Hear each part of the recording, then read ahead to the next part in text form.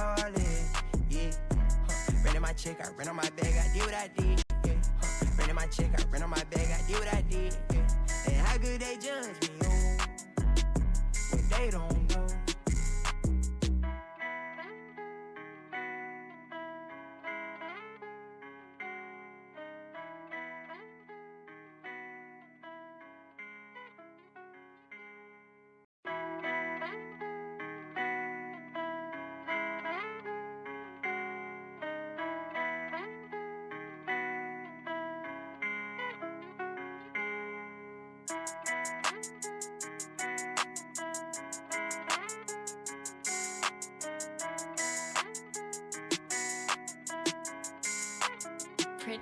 Look at what I did, look at what I started. Look how far I came, dog, I ain't had no guidance. I just did my thing, dog, I just went my hardest. And I'ma go hard regardless, yeah, I'ma go hard regardless. Yeah, rented my check, I rent on my bag, I did what I did. Yeah, rented my check, I rent on my bag, I did what I did. Yeah, and how good they judge me, oh, when they don't know. Setting Dylan Gabriel up. What I started. Look how far I came, dog, I ain't had no guidance. I just did my thing, dog, I just went my hardest. And I'ma go hard regardless, yeah, I'ma go hard regardless. Yeah, rented my check, I rent on my bag, I did what I did. Yeah, rented my check, I rent on my bag, I did what I did. Yeah, and how good they judge me, oh, when they don't know.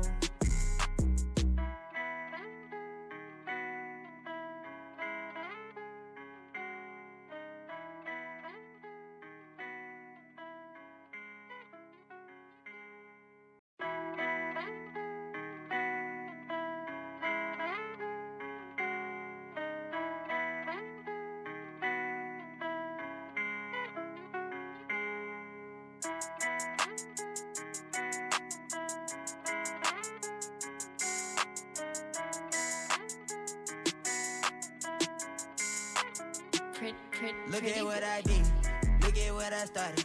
Look how far I came, dog, I ain't had no guidance. I just did my thing, dog, I just went my hardest. And I'ma go hard regardless, yeah, I'ma go hard regardless. Yeah, rented my check, I rent on my bag, I did what I did. Yeah, rented my check, I rent on my bag, I did what I did. Yeah, and how good they judge me, oh, when they don't know. Setting Dylan Gabriel up. What I started. Look how far I came, dog, I ain't had no guidance. I just did my thing, dog, I just went my hardest. And I'ma go hard regardless, yeah, I'ma go hard regardless. Yeah, rented my check, I rent on my bag, I did what I did. Yeah, rented my check, I rent on my bag, I did what I did. Yeah, and how good they judge me, oh, when they don't know.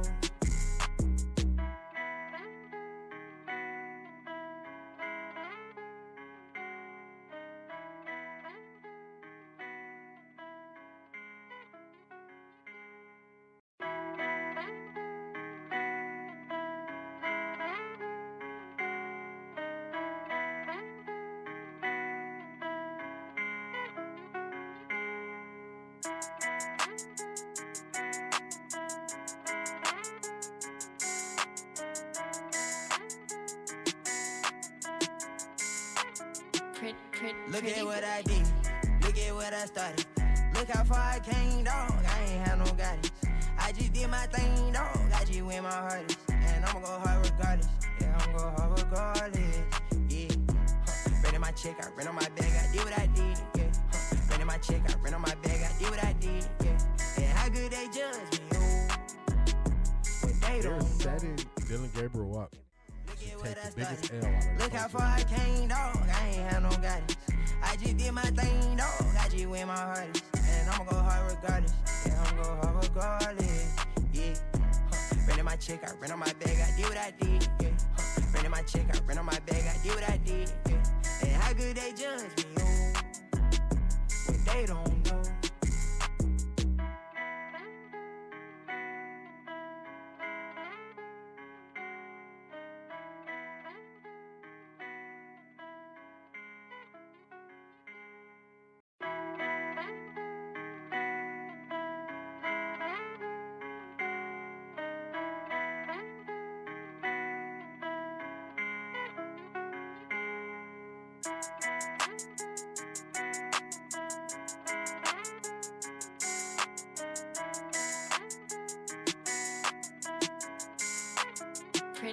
Look at what I did.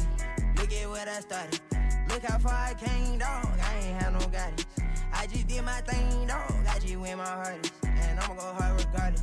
Yeah, I'ma go hard regardless. Yeah. Ran in my check, I ran on my bag, I did what I did. Yeah. Ran in my check, I ran on my bag, I did what I did. Yeah. And how good they judge me, oh. But they They're don't know. setting Dylan Gabriel up to take the biggest L out of Look how far I came, dog. I ain't had no guidance. I just did my thing, dog. I just went my hardest. And I'ma go hard regardless. Yeah, I'ma go hard regardless. Yeah. Ran in my check, I ran on my bag, I did what I did. Yeah. Ran in my check, I ran on my bag, I did what I did. Yeah. And how good they judge me, oh. But they don't know.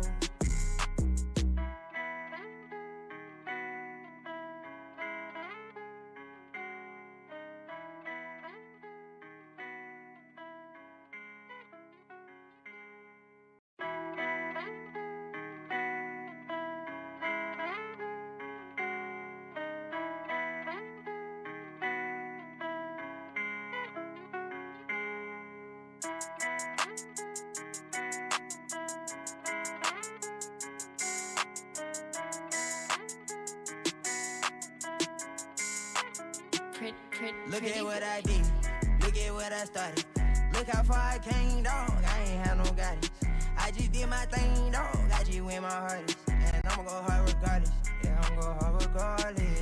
Yeah. Ran in my check, I ran on my bag, I did what I did. Yeah. Ran in my check, I ran on my bag, I did what I did. Yeah. And how good they judge me, oh.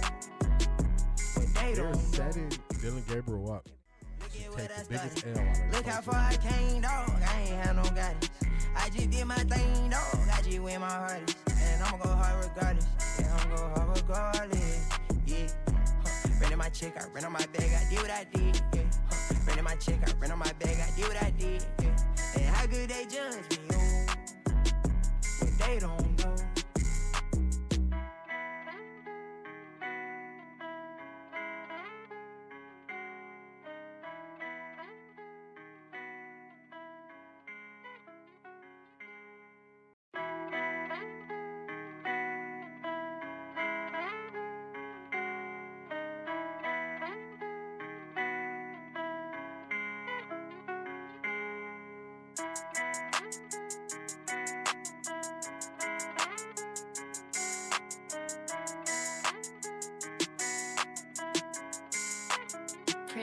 Look at what I did. Look at what I started. Look how far I came, dog. I ain't had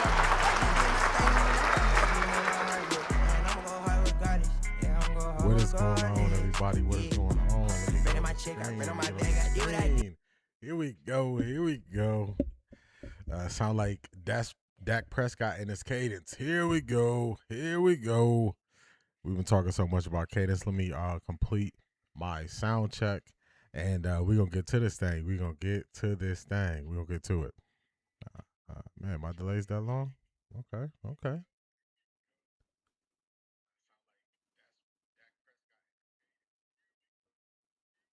All right, sound check is complete. We are live. We are good.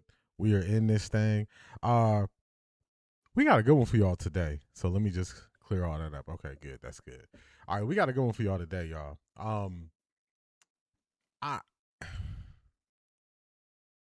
I started with one stream that I was going to do today. And I got up this morning and I scrapped half of the stream that I was going to do. So, I was going to hear from Phil Taylor and some other people close to the Browns who've been watching this closely, saying, they don't understand the decision and all that stuff. But we all feel the same about that. It's no reason to harp on if we understand the decision. So since we're in agreement, we don't understand it, there's no point in me playing those things. So I took that away. We're going to tackle two things today. At the very end of this stream, I want everybody to know exactly how I feel about head coach Todd Monken. And I also want people to be able to listen and block out the noise when it comes to the if he was better, he would have won the job argument. That's the argument you're gonna see people who've been kind of waiting to say this. They're gonna start floating this idea out. They're gonna start floating this idea out. They've already started. Well, if he was better, he would be starting. Even some former NFL players are gonna say this. So to the former NFL players, don't worry. I did the work for you.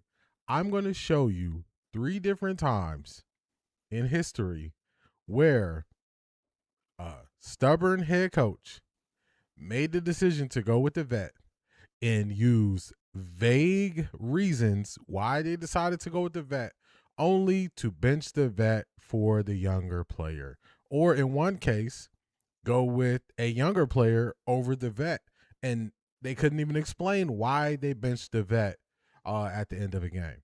So when people just say the best players always play, that is not true. That is not the case. We have seen older, stubborn coaches at the end of their coaching careers not be flexible and never coach again because of it.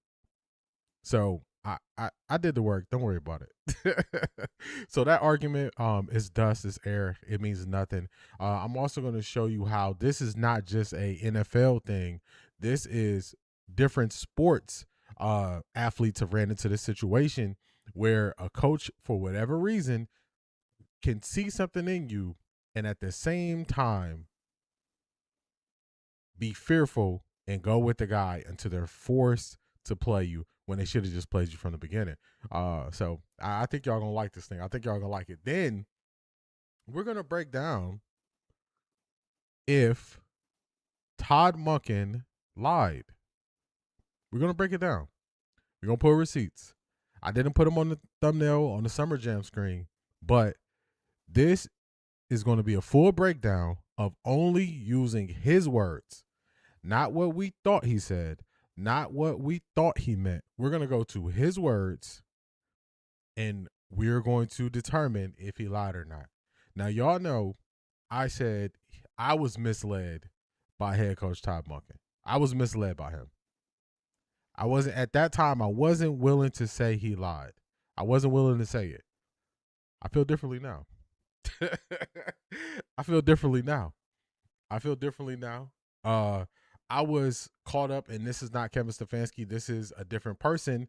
And what I've learned is where Kevin Stefanski just wouldn't say anything in times where he wanted to lie, head coach Todd Monken would just lie to you with a straight face and act like he didn't lie.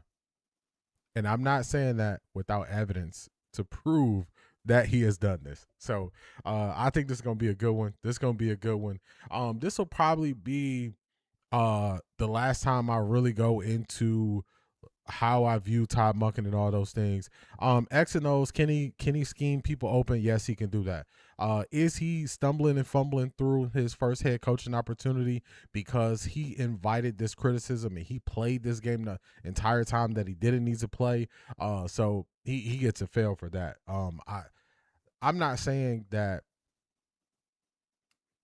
the offense is going to be bad. I'm not saying that because X and O's, he seems to have a grasp of that. But when it comes to his press conferences, when it comes to what he says and me listening and believing what he says, fool me once, shame on me. Fool man can't get fooled again, as former President George W. Bush would say. So I'm not falling for it. That was a long opening, but that's okay. Let's go ahead and start at the top and let's greet everybody like only you know we can. Make sure I don't have this on. Make sure I got it on live chat. Okay, good. We do. We got it live. All right, Jimi Hendrix, good morning. Welcome to another day in paradise. Meanwhile, back at the ranch, I must admit, Cleveland Browns fans are a loyal breed. Here comes another losing season right off the gate. Wow. I'm not seeing good things in the first 2 games, and we're going to see how it goes from there. One more thing. As I've said before, Shador's going to end up with the Cowboys either during, but definitely after his rookie contract. That doesn't sound so far-fetched now, does it? I'm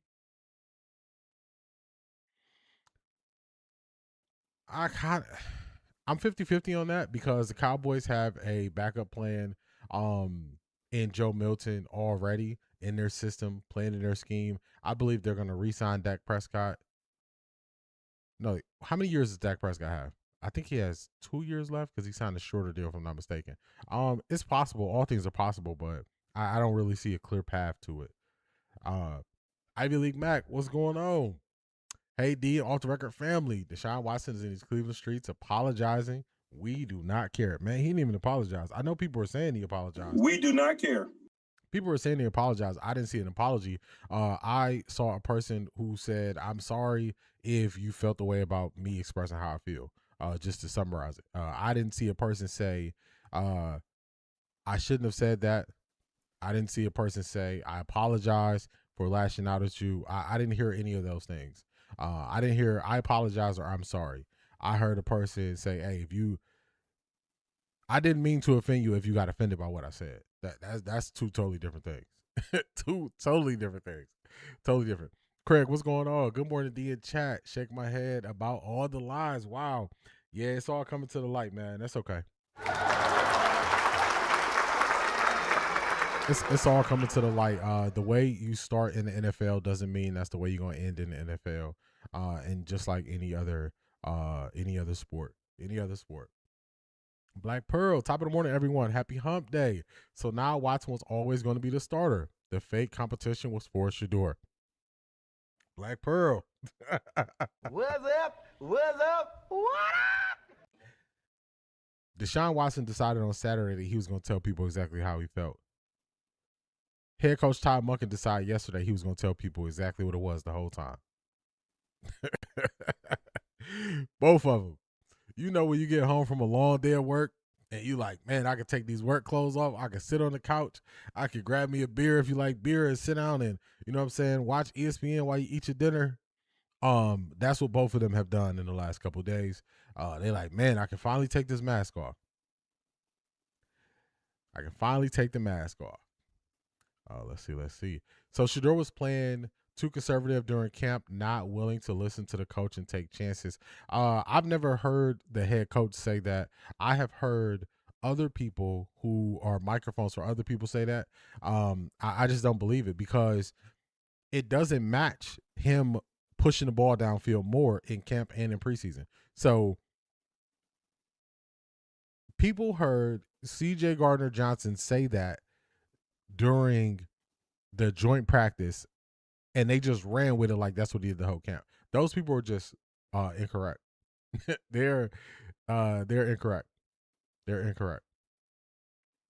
Technically said Deshaun Watson was always going to start, but Shador pushed him into a competition. My question is, how good must Shador be to create a prolonged, extended competition with a 10-year vet? That's technically what he said, but that is definitely not what he said at the beginning. That's why we're going to pull the receipts on what he said in the beginning, and either he lied at the very beginning, or he lied now, or the whole time he was lying, but it doesn't match. His words do not match. That is a way of trying to dress up the fact that you still didn't pick Shador as a starter, where even though after Saturday, Deshaun Watson at the podium and him on the field, it should have went otherwise. And most football people agree with that. So I'm gonna tell you, I would not just say he was lying or that he lied just willy-nilly. I don't put labels on people without proof that they actually did it. So this is one of those ones.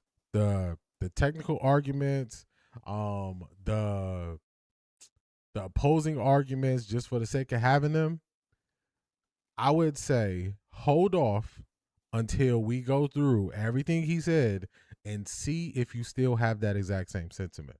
That's what I would say. Hold off on that until you witness what he said.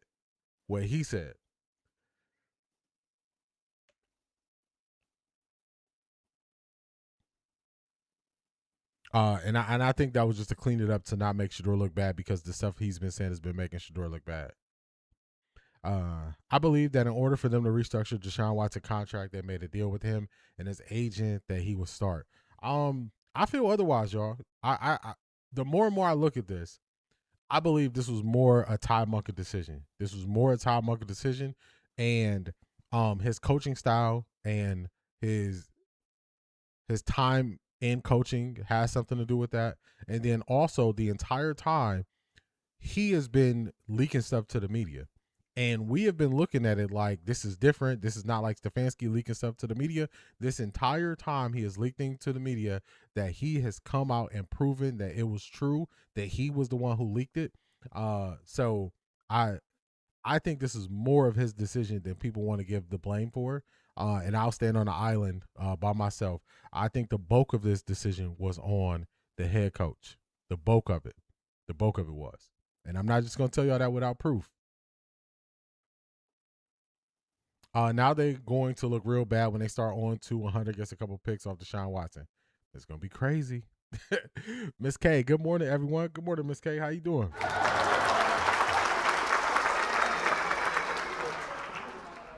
I think he had to put Deshaun Watson out there to make it look like a fair competition. Maybe in the third quarter, he had to do that. But I'm still puzzled. Why in the hell did they put Deshaun Watson out there in the third quarter? Stevie Wonder could have seen what was going to happen. I told y'all before it happened, wait for the third quarter. So everybody saw what was going to happen. Everybody saw what was going to happen.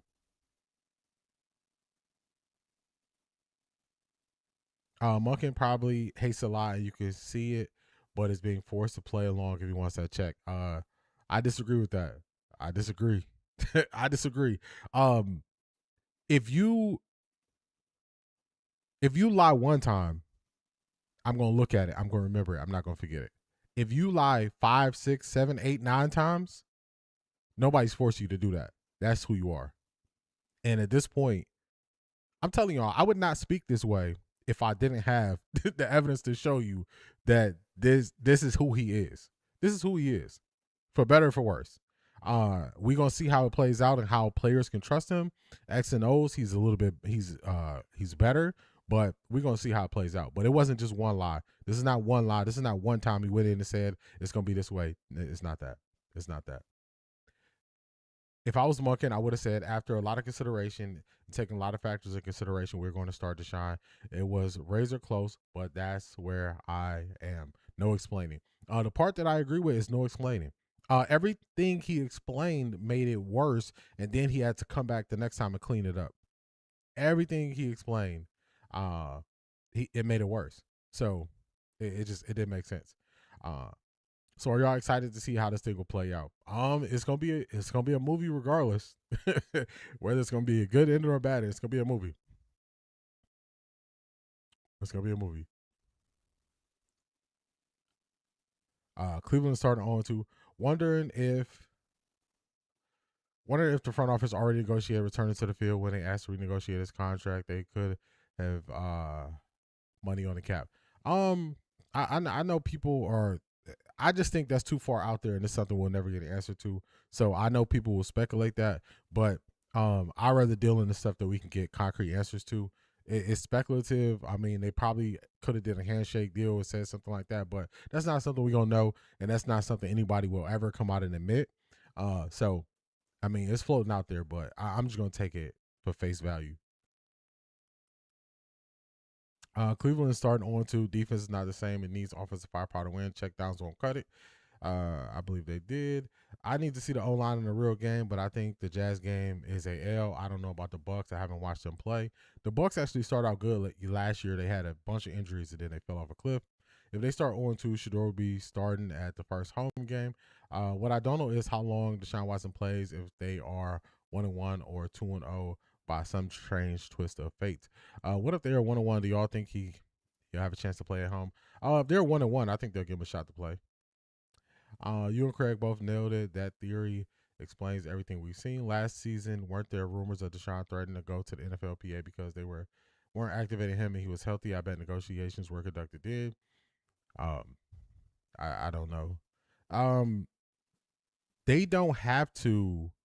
They don't have to play you even if you're healthy. So I just think people got to be careful, and this is not to y'all. This is to people who create content.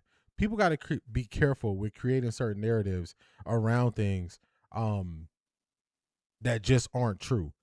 Just because you are on a roster and you are healthy, there's nothing the NFLPA can do that says you have to play. You can be benched and not play. You can be benched and not play. Deshaun Watson was benched in 2021. He didn't play the entire season. There's nothing that the NFLPA can do to force a team to play you because you're on the roster. So if people are saying that, or people are insinuating that, not fans, I'm talking about content creators, that is false. That is false. That is false. Just hey, I'm not trying to knock nobody hustle and what they might be doing or saying, but that is not true. Every single week, people who are on rosters don't get to play. Every single week. Every single week.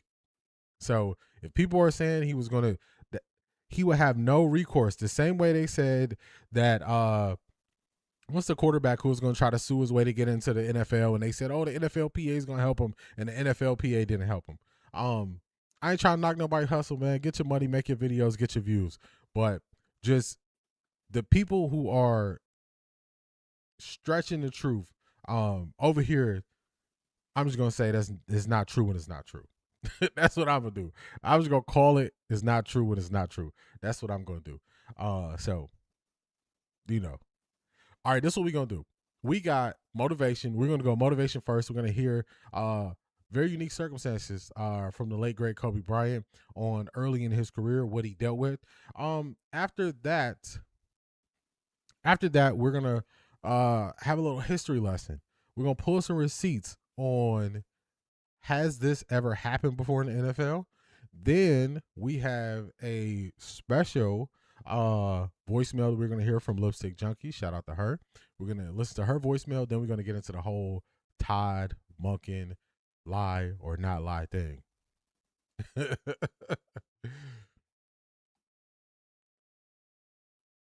Where's Off the Record D? Do we need to set a search party out for him? I'm here in front of you. I am here in front of you. I'm right here. I am right here. All right, let's go. Let's get this thing started. I just think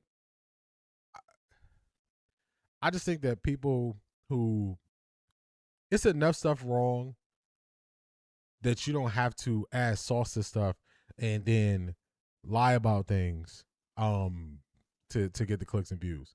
I don't see it that way. I don't see it that way. So let's see. Let's take this down.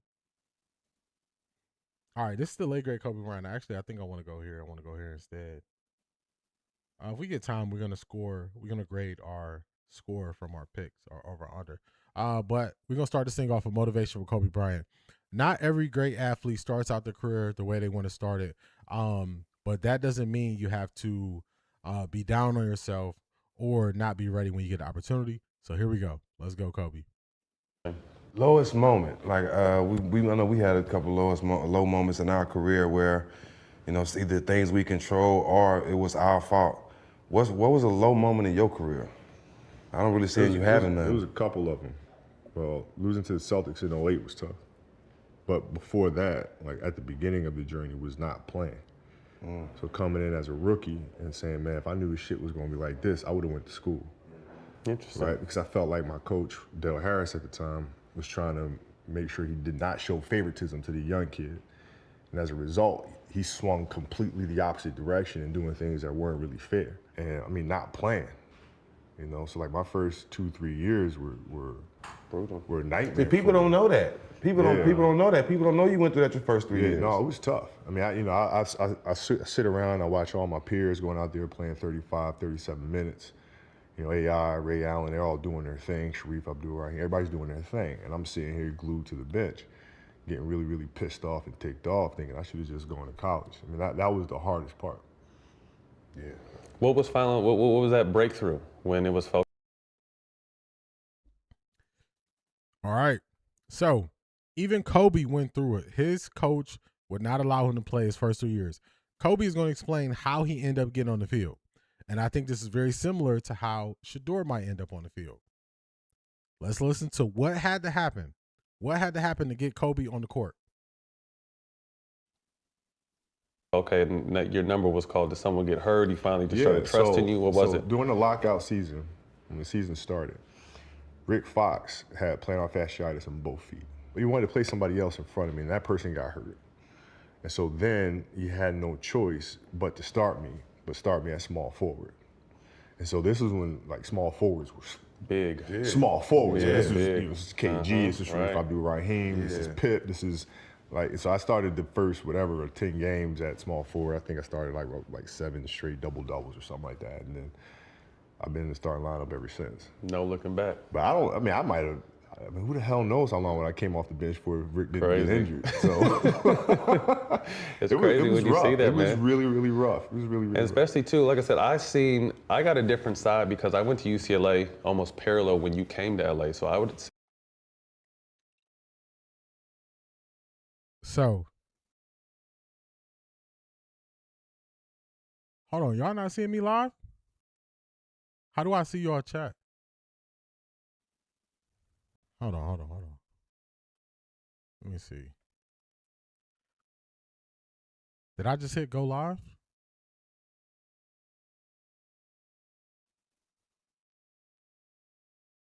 Let me see.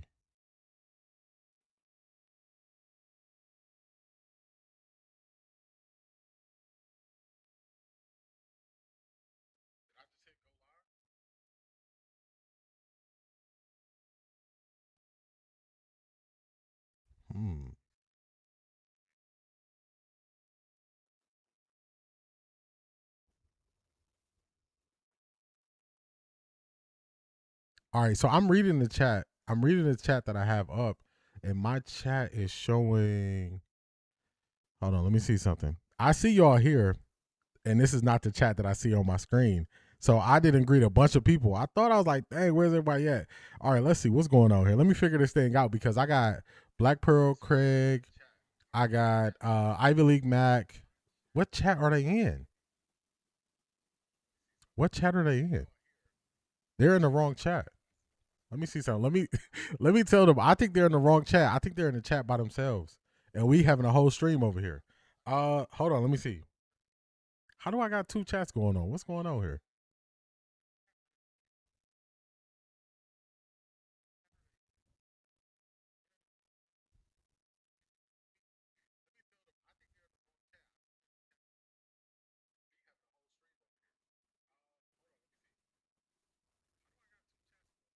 Yeah, because y'all are.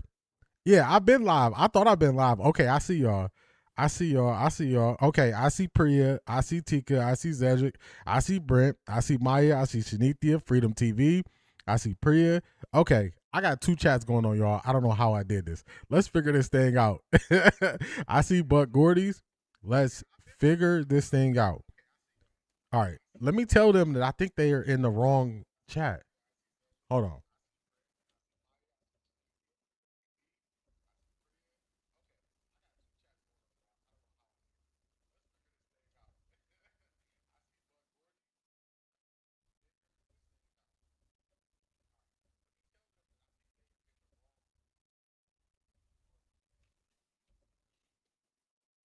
All right, let's see.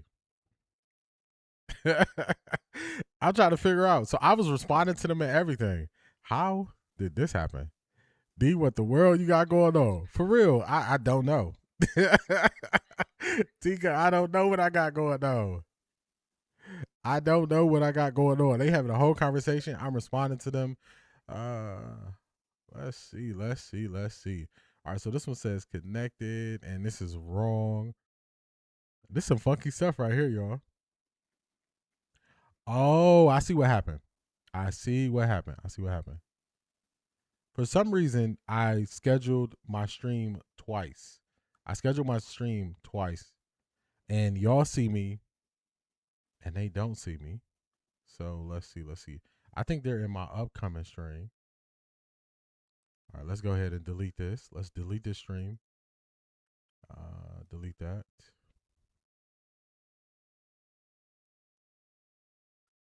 Okay, let's go to this stream where we actually are. Okay. All right, I figured it out. Yeah, somehow I scheduled 2 streams somehow, y'all. I scheduled 2 streams. I deleted that stream, so hopefully they refresh and they come back. They come to the new stream.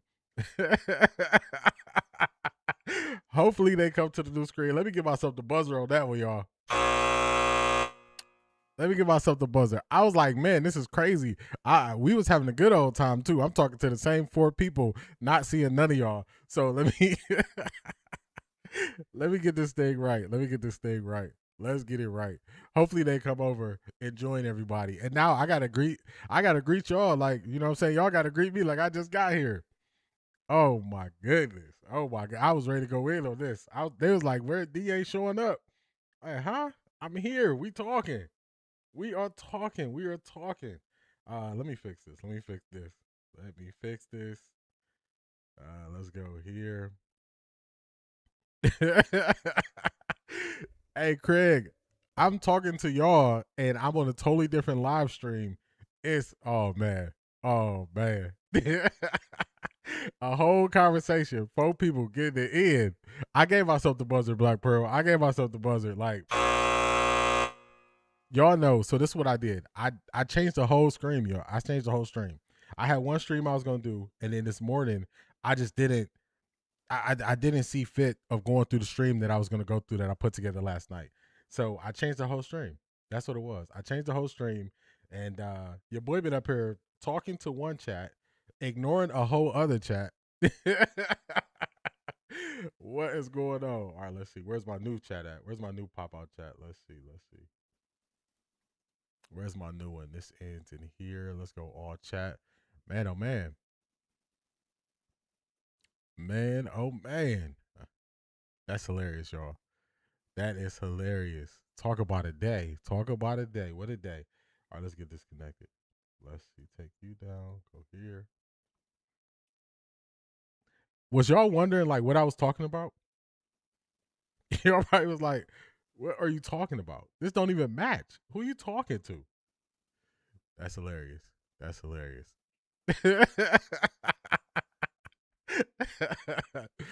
Oh man. What a day. Like, what are they talking about? What conversation is this? Hey, y'all, I done put up a poll in the other chat and everything, y'all.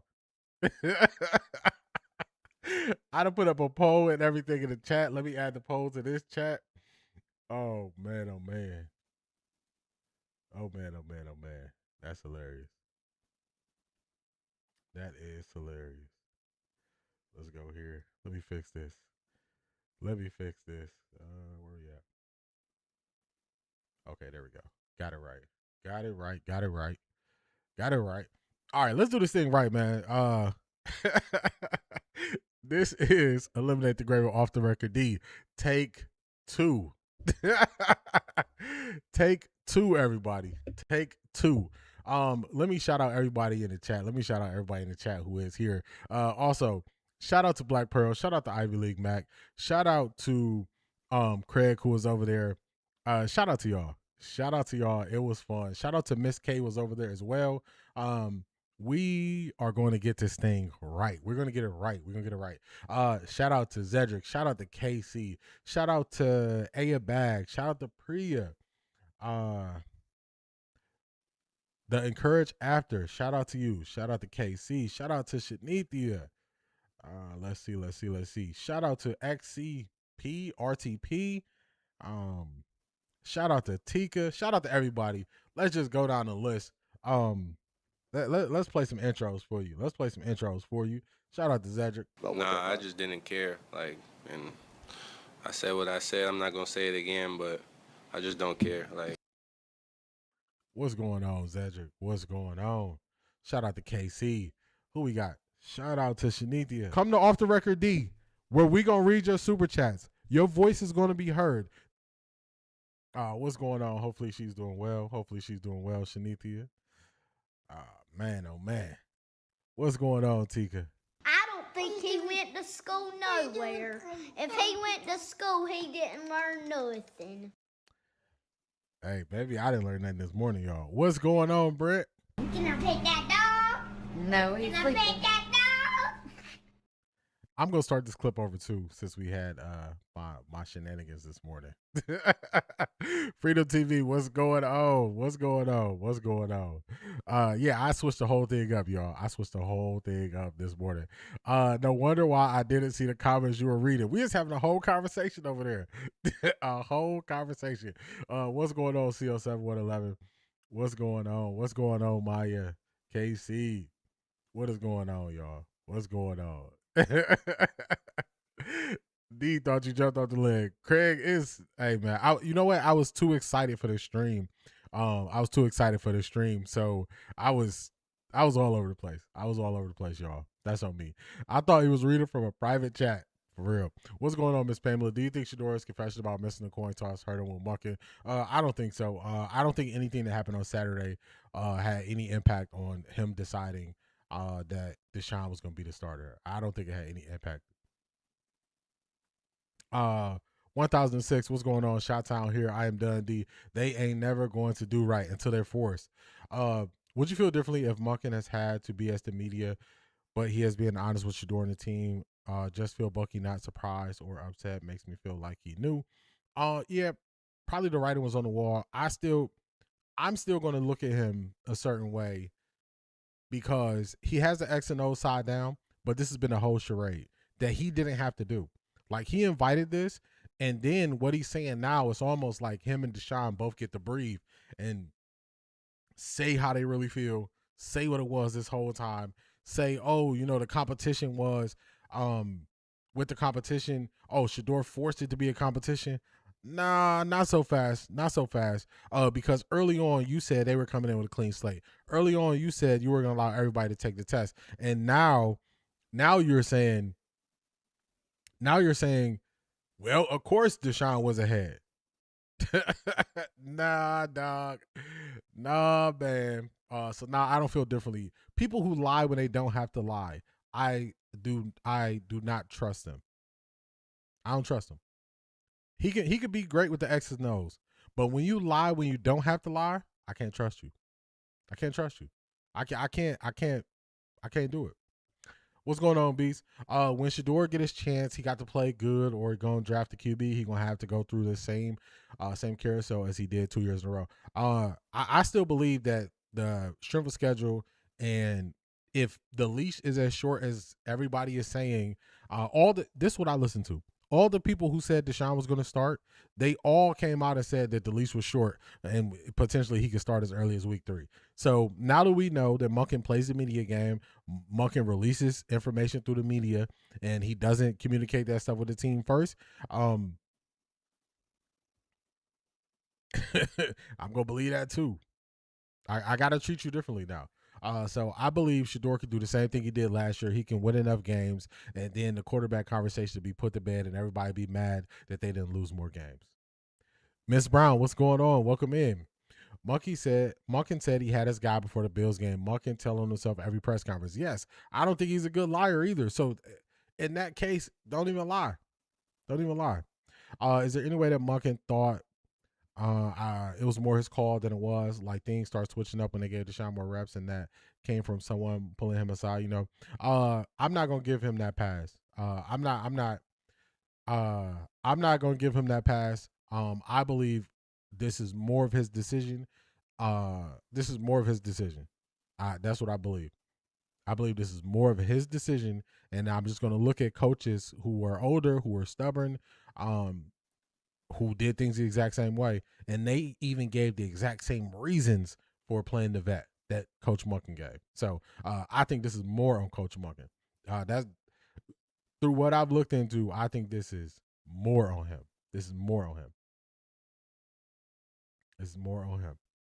Deshaun has had the body language and displayed the attitude that he knew he would be starting all along. Y'all remember one day I was like, I don't think Deshaun realizes he in a competition. Because he was never in a competition. He was never in a competition. He never was. I was wondering why he didn't do the greetings. What's going on, Keith Hunt? Jersey in the building. You don't understand. I was Straight up reading the wrong chat. Straight up reading the wrong chat. It was fun. This is something we definitely won't forget, y'all. We won't forget it. I don't believe anything anyone says anymore. Just call me with 2 hits to field. I feel you. I feel you. Tool man, what's going on? You are not late. We had a snafu this morning, so you are not late. One man can make a difference, Michael. What's going on, Tool man? You are not late. We had a snafu this morning, so you right on time. This is take 2. I still don't trust him because he's trying to put it on Shador and make it seem like Shador has always been behind Watson with him proclaiming every day that they were supposedly even. Yeah, it just they said everybody knew at the beginning of the camp, which means he didn't just get up there and lie one time. That means he continuously lied when he didn't have to. That's a totally different situation. Totally different situation. It's never going to matter how well Shador plays when he gets his chance. But if you win enough games, they're not going to be able to draft at the top. That's what happened last year. It is what it is. We boo loud, strong, and throw trash and make Browns home games worse than the road games. That's something that I kind of been warning people in the clip I put out this morning. I said I just don't know if Deshaun is mentally ready to handle what he's going to be dealing with, because as much as people want to say this is on Shador, this is not about Shador and Deshaun. This is solely on Deshaun Watson and how Cleveland Browns fans have viewed him for a while now, years now. So this don't got nothing to do with Shador. So anybody who wants to tie this to Shador and Shador fans, nah, this is not them. This dislike and disdain for Deshaun was before Shador was ever drafted. The video I showed y'all on Monday was before Shador was drafted. They did not like him. They did not like him. This is why Judy felt comfortable betting on Deshaun when he's clearly not the future. Not talking to the team first was a red flag. Now I'm giving more credence to the rumor about Lamar and Munkin's relationship having soured. It makes sense. Munkin and the lead content creator have said the exact same words. That tells me everything I need to know. That's a fact. That is a fact. And he came out and tried to say, "Oh, I didn't say that." No, that's nah, man. Nah, man. If they come home 2-0, I'm still booing. I think they think that's going to work. I think Cleveland Browns fans are still going to boo. A year from now, we'll be collectively asking, is the Browns holding him hostage? I hope we're not doing that just because I just hope he's not doing that. I'll say that. Deshaun said during his first interview he was trying to stay healthy to play all 17 games. He did say that. At the end of the day, Munkin and this organization can't be trusted. I agree with you. Yeah, it was during the offseason when they were out of the country. I got the receipts, y'all. I'm going to put the receipts. Does Shador have 2 more years on his contract? He does. He signed a 4-year contract as a rookie. But if he had told the truth from the beginning, he couldn't justify giving Shador those reps. He had to make it a competition to fully split Deshaun reps. That's not true. That's not true. That's not true. You can give reps how you see fit. That is a head coach's choice. That's a head coach's choice. That's a head coach's choice. You can split reps how you see fit. So it's some people who are they trying to give Munkin the out, but no. Kevin Stefanski had full control over the reps. Full control. Todd Munkin, head coach Todd Munkin, has full control over the reps. It's on him what he does with them. It's on him. It's on him. Todd did not cheer at all when Shador got the touchdown. He looked pissed. I didn't really pay attention to him at the game. I was locked in on the field when I was there, so I don't know. The fans would have booed him with or without 2. I agree. That's what I want people to say. I'm up in the air. I think Munkin has genuinely developed Shador, so he is better than Stefanski. When it comes to Shador getting more reps, getting a clear path to what it takes to be a solid starter NFL quarterback, Shador got that. That does not take away the fact that this man got up there and lied repeatedly. Both things can be true. I'm not saying Shador did not take advantage of those reps. I'm not saying Shador did not get better. We've seen it. The film review, we talked about it. So I'm not saying those things. What I'm saying is this man got up there and lied when lying was not necessary. Jacksonville fans are going to boo too since they know it's his weakness. They booed him previously. Let's role play. Let's be the owner who don't want to win with a black QB, and we're mandated to not let Shador cook. How do you get through the next draft? Uh, I don't understand the basis of that because the Cleveland Browns in the last like 6 years, they've probably had the most black quarterbacks. So I'm only gonna, if I don't have anything concrete to pin it to race, I'm not gonna pin it to race. If I don't have anything concrete, I don't play with race. I don't play with the history of what people have been through that has been proven and documented. If other people choose to play play with race when they're looking for an answer, that's on them. I don't do that unless it's documented. Unless it's documented, I don't play it. I don't just throw race out there when we have we have concrete examples of what people have been through the race. So I don't play with that. 2 games is such a small number to try to win fans over after you've been here for 4 years. That's kind of hubris. Is insane. It don't even make sense. Starting off this way, where you're already hedging your bet from the very beginning, just says you're making the wrong decision. But he's lying to try to save face, and it's undermining public trust in him and giving him less credibility. It is. How was Munkin the last time he coached in Cleveland? Was he telling fibs back then? He was an offensive coordinator, and the head coach, Freddie Kitchens, didn't really. It was a mess. It was a mess. We had a head coach who was starting issues, wasn't really the most professional, and they wouldn't follow the game plan that they worked on. Then you had a defensive coordinator who was trying to overtake the head coach. It was a mess. It was a mess. So the 1 year he was here in 2019, it was so much of a mess that he wasn't really on the radar. Wasn't really on the radar. Also, when Judy and Deshaun recently had a picture showing their watches, I didn't forget that. Deshaun kept telling us that the front office and coach will be deciding who will start, even though they kept saying it will be Monk decision. Lies. I put a poll in the other chat, so I'm gonna put that poll in this chat. So let me do that.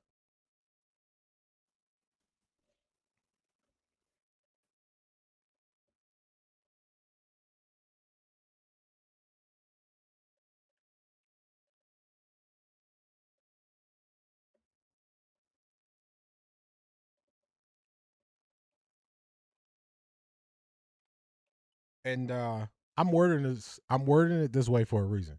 So here we go. I got a poll for y'all. Tap in and vote. I want to know y'all thoughts.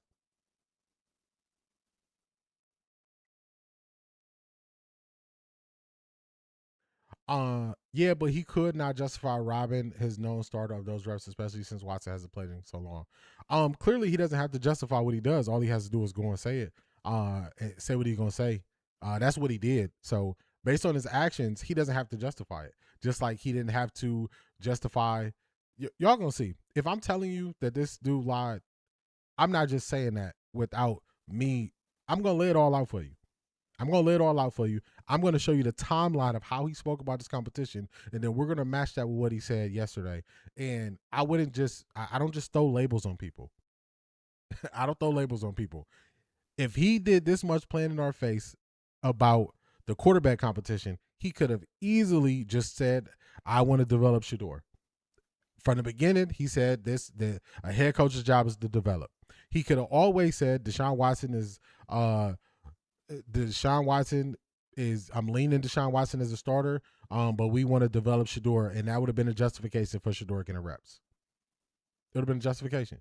So, he could have used the same tactic he used when he was getting up there in line every week. That's why he didn't let Shador play with the ones. He couldn't have justified his decision afterwards. I do think Todd is developing Shador, even though he's a liar. I agree with that. D, this is a good time to say only the Browns. Man, oh man, only the Browns. Only the Browns. Monocchio, let me say this right. Monocchio no longer trusts this guy for sure. Yeah, and this is just what he says. Like, I don't think this is a knock on his X's and O's, but just what he said, no, lies. I think it was an under decision. Deshaun said again in his interview it was a big investment. Respond to the poll. That's what I would say. Respond to the poll. What's his black QB issue? Watson and Shador or what? Yeah, Tua, man, I'm not going to take it to race because if you just go back the last 6 years, I don't know if any organization has had more black quarterbacks than the Cleveland Browns. So I'm not just going to throw race on things. I'm not going to do that. Right? All they had to say if Deshaun is healthy and gets the job back, they could have said that. Shador did nothing wrong. These people are trying to make us scratch our heads and second guess ourselves. Yeah, that's why if you notice, it's no second guessing in how I feel about this. He did. They zoomed in on him on the TV. He looked upset. It explains why he called running plays during Shador's 2-minute drill. Yeah, they started that. Well, the beginning of the 2-minute drill, they went with a screenplay, and it just didn't work. And they went to 2nd and 16, I want to say, and then from there he called a draw play. So that drive, he said he wanted more out of it, but I'm like, you called a safe screenplay instead of attacking the defense. So what did you expect to get? And remember, I was at the game. I didn't watch it on TV, and when I watched it back to all 22. So I did not see his reaction. So if I would have seen it, I would tell y'all, but I didn't see it. I think Monken is definitely trying to save his own ego and probably think if Shador knows, he doesn't care about the outside noise. Yeah, man, but you play with somebody's trust when you handle it this way. You play with somebody's trust when you handle it this way. They said Monken and most of the coaches like Shador. They said it's the organization and the owner. I want Deshaun to play. I told y'all the other day, I still feel this way. I probably feel a little bit more strongly to this than this head coach Todd Monken. But if it was a pie for who wanted Deshaun to start, I'm going to say I believe Todd Monken has more weight on that pie than I believe a lot of people are giving him. Andrew supported Shador. He threw out there how much better he was in the operation. I see what he did there during the Bills game interview. I believe it was Todd. Hey, my gut is telling me. Honest question, when wasn't this organization a mess? This organization wasn't a mess going back to right before they took the Browns, and then you got to go back to the 80s. Right before they took the Browns in the 80s, and then the 80s, I would say. I really think this was part of his agreeing to restructure the contract, but it doesn't make sense for him to use this season to basically audition for another teams unless they had to. He did have the final say, just like Kevin did with Dylan. I agree. I'm not. I'm not letting Monken skate this. So was Monken enrolled in these lies by the Browns organization, or is this who he really is? I'm going to believe this is who he really is. They said Monken like black quarterbacks and players. Yeah, that's why I'm not going to take it to the race thing. I ain't going to do that. Them 92.3 the fan guys just can't stop talking about Shador. They said they not going to stop talking about Shador even though he the backup. Block out the noise, man. Block him out. I'm not going to go listen to the people who are. It's nothing to talk about with Shador now. There's nothing to talk about with Shador. Shador is not the headline right now. I can't I can't listen to them people. I believe Watson's agent has a lot of leverage on the Browns, and he has the Browns by the balls. I think he's good at creating narratives. I think he's a powerful agent, but I think that could play a part into it. But I'm putting the bulk of the blame on the Cleveland Browns, the head coach. Head coaching up, that's where I'm putting the bulk of the blame for me. I can't fully give Monken credit for developing Shador. Shador puts in a lot of work outside the facility. I'll break that down further on developing Shador. You need reps to develop in the NFL, and I can't take away the reps that Shador got this offseason. Shador got, 300-something reps or something like that? I'm not going to take away those reps he got. Those reps directly equal development. So I'm not going to take that away from him. I'm not giving him full credit for developing Shador, but without those reps, Shador would not have been able to develop the way he has. Anytime I say anything regarding Shador, I've always been telling people Shador puts in work. Shador don't need a competition to put in work. So just know my stance, without me having to say it every single time, I'm never taking away from the work Shador puts in. But I'm being realistic that those reps make a difference in the how long or how quick you speed up your learning curve. I think he mismanaged and fumbled the situation, but I do not think it was because he doesn't like Shador. I think he was trying to appease the owners. I don't know what he was trying to do. Did Shador benefit this offseason? Yes, Shador did benefit this offseason. Was this a terrible decision to make in my eyes? I believe it was. And there's people saying this is an Aaron Rodgers, Jordan Love situation, or Alex Smith, Pat Mahomes. Deshaun isn't in their caliber of player at this stage to justify Shador. He's not. Yep, he kept saying investment. I truly believe the Todd father lied to me. I agree, Keith Hunt. He did. And I'm gonna show y'all. I got the definition of lie queued up. I'm gonna play it for you. We gonna go through this thing. I'll say it again. Only way for them to restructure Deshaun contract, made more cap space, was to promise him he would start. So yes, Monken lied the whole time. Learning his system is different from developing him. I just can't give him all of the credit. Shador has had QB coaches that also help him with Todd's system. I agree with you. I agree. There's no disagreement there. I just want to make it plainly clear that the reps are what I am stating to when I say he helped develop Shador. I never put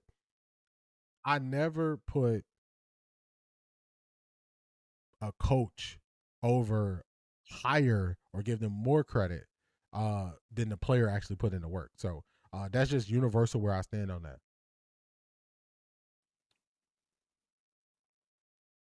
I remember the rumors going around about Monken and Lamar. Now I'm starting to believe it. That was one of the first things when I kind of was worried or concerned about him getting hired. Yeah, I heard somebody say that Monken coaching wasn't good. All the Cleveland media is blocked except for you and Bush. It's peaceful that way. I want to know what is happening until y'all say it. I appreciate that, man. I appreciate that. Where we at? At least we can clearly see that Shador is developing. He looks so much better than an actual training camp. I agree. I always felt Monken favored Deshaun. It was just the way he would describe Deshaun, his belief that he could possibly get back to the former playing days. Monken definitely been leaking to the league content creator. I agree. This is a disaster. Nobody wants to see watching. What's going on? What is going on? Big time blind beauty.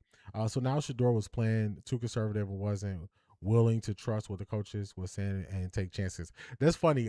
Black Pearl, this is one of the things I answered when we was going on the double streams. I don't believe that. I believe people are repeating that because they heard C.J. Gardner-Johnson trying to bait Shador into making a bad decision during the Bills camp. But that's just, we know that's not true. Shador always pushed the ball downfield in camp, in practice, and in the preseason game. So that's just a lie. Saturday was a clear sign that the reps work. It's just the fact that his mind was made up before the game that looks funny. I agree.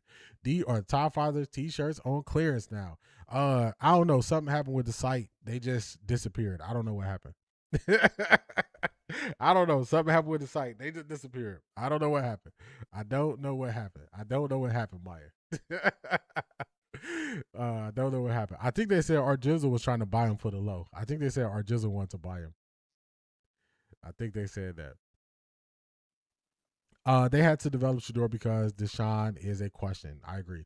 Monken had the media undermining him about prolonging this competition, but he did get him those reps. I don't think competition was to trick him. We will never know, but Shador could have known behind the scenes. I don't think it was to trick him either. I don't think it was to trick him. I believe Todd Monken lied multiple times to people when he didn't need to. He lied multiple times when he didn't need to. I don't think he did this with ill will towards Shador or anything like that. I just think he just decided to lie. Like some people, I don't know why people lie about things that they don't have to lie about, but that's what he chose to do. He chose to do it. Let's see.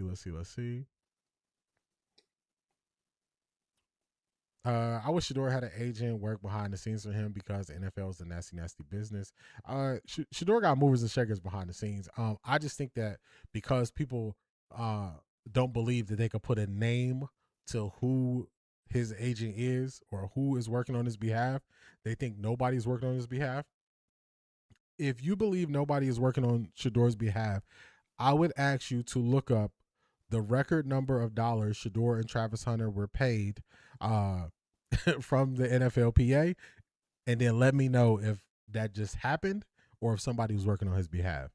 I think people want to name, say this person, that person, but if nobody is working on his behalf, how did he get that record payout last year or earlier this year? I should say. My bad. They'll lie and twist until he's back on the field. I agree. Them numbers are getting low. Yeah, it's people not gonna look at they're not gonna watch this the same. They blew it up. This is deja vu from last year. Wait, so even though this is Watson's last year, he's still going to be owed money after this. He's gonna have a dead cap hit, but unless they restructure his contract and extend him, he will not get any more money, but he still will carry a dead cap hit for the team. There's no evidence that Deshaun Watson pushes the ball downfield better than Shador. There is none. There is none. There is none. There is none. They'll have to keep him on the roster, or it will cost them an extra $80 million. Until March 13th. So this is their options. They either have to cut him post June 1st before March 13th, or they take they guarantee him $200 million, or they will have to renegotiate his contract and extend him. Those are the two options that they could do. But everybody sees them basically moving on.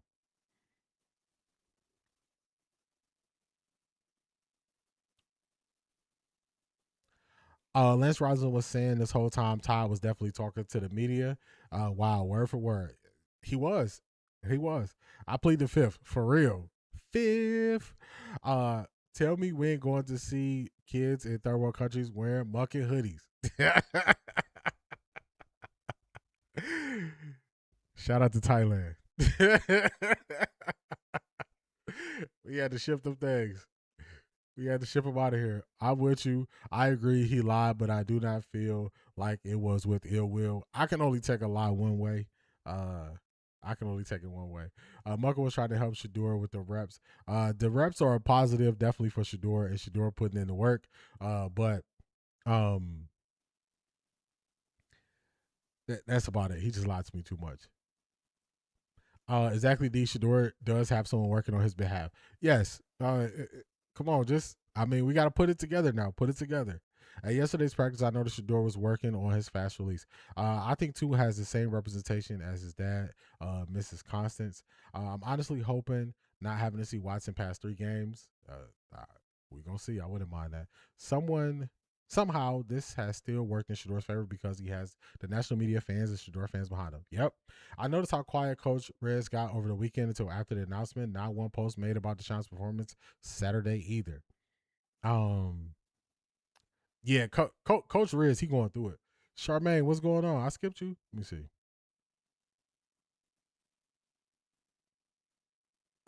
My bad.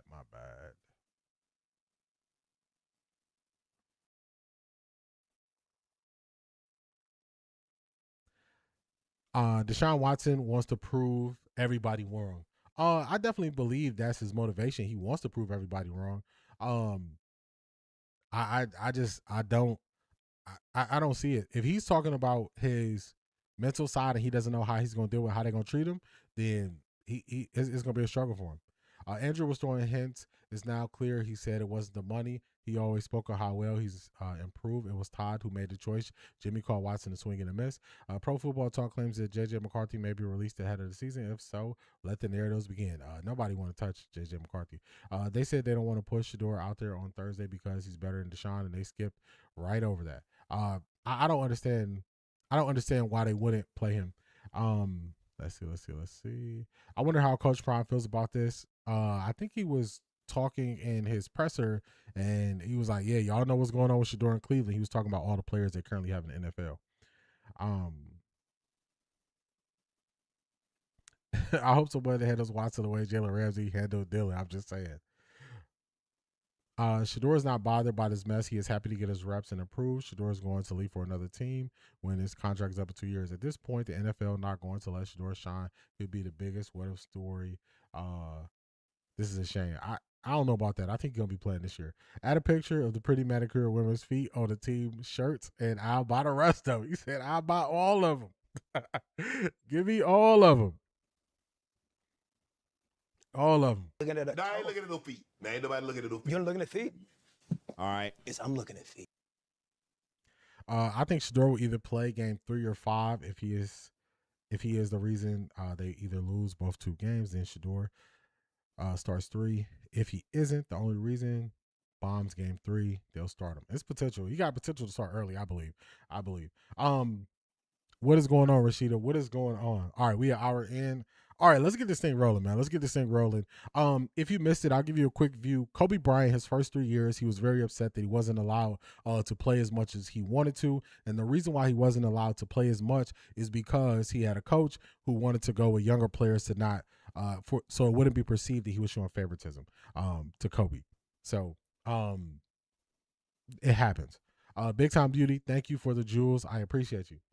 He'll play this year. I agree. I agree with that as well. All right, let's look at the poll. Let's see how y'all responded to this. Let's end this thing.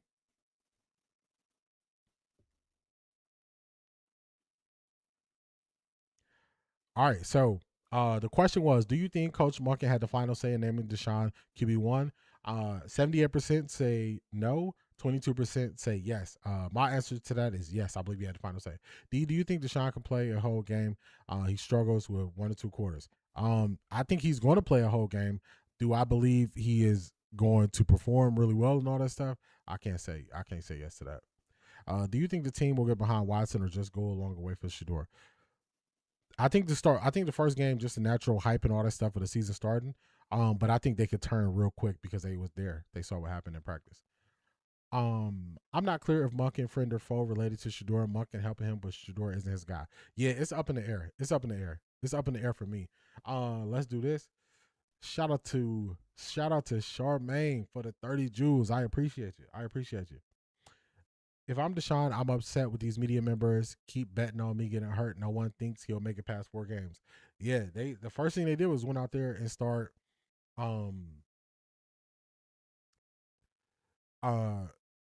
the first thing they did was went out there and start saying maybe 3 games, maybe 2 games, maybe this many games. So we'll see. G. Bush alluded to the contract and possible guarantees about Haslam being a big factor. He definitely has sources within the team and building. I mean, that's he's free to take it how he takes it, but I'm just gonna say, I'm just gonna say, where I don't believe it's gonna be anything in writing that says Deshaun has to play if he's healthy. That's the first thing I'll say. The second thing I'll say is all of these stories and narratives about the reason why Deshaun is playing, all of them take it off of the plate of the head coach Todd Monken. All of it, even if it's only by a little bit. People are free to have whatever opinion they want to have, but I believe that's taking it off the plate of Todd Monken actually making this decision.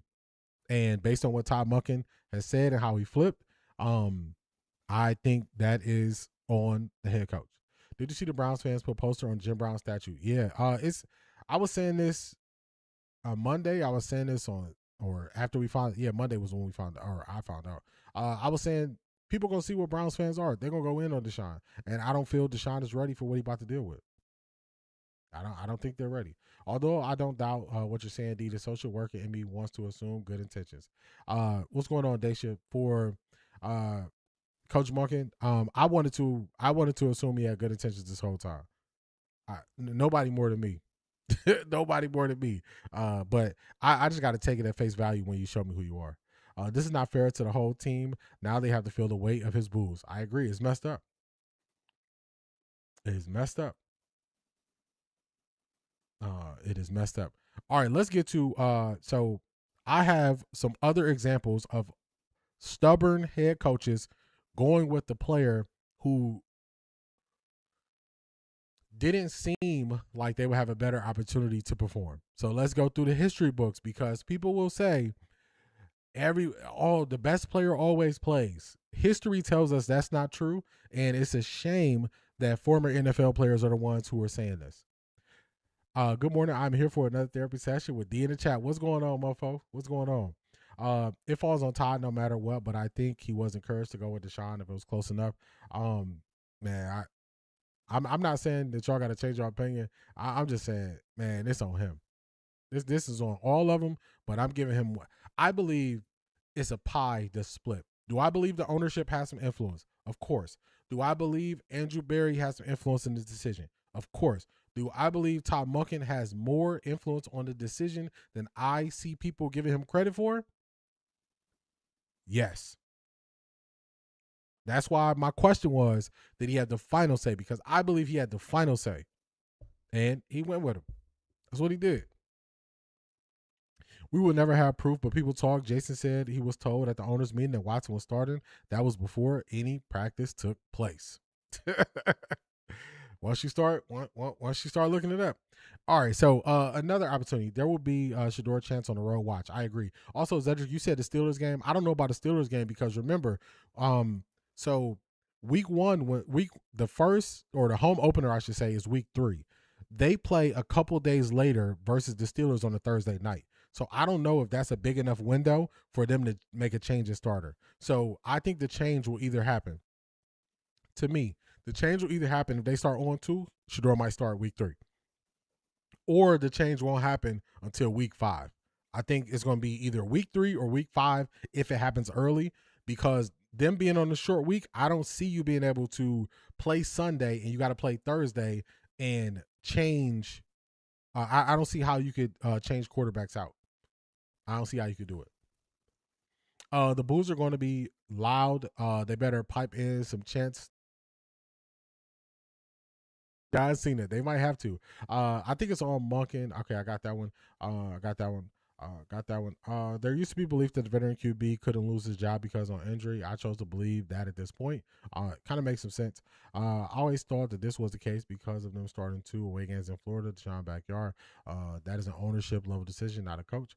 Selmo Fudd, what's going on? Welcome in, man. Here we go, Brownies. Here we go. Woo, woo. Here we go, Brownies. Here we go. Woo, woo. What's going on, Selmo Fudd? Welcome in. Bottom line, you're right. It will fall back on the coach. That's facts. The signs that fans put on that statue lets me know that the Bulls will only get louder and not just for watching. This is kind of what happens when you have a lot of people covering the story and they're unfamiliar with the circumstances or the history of it. They think that, oh, we go home 2-0, they're not gonna boo Watson. Yeah, okay.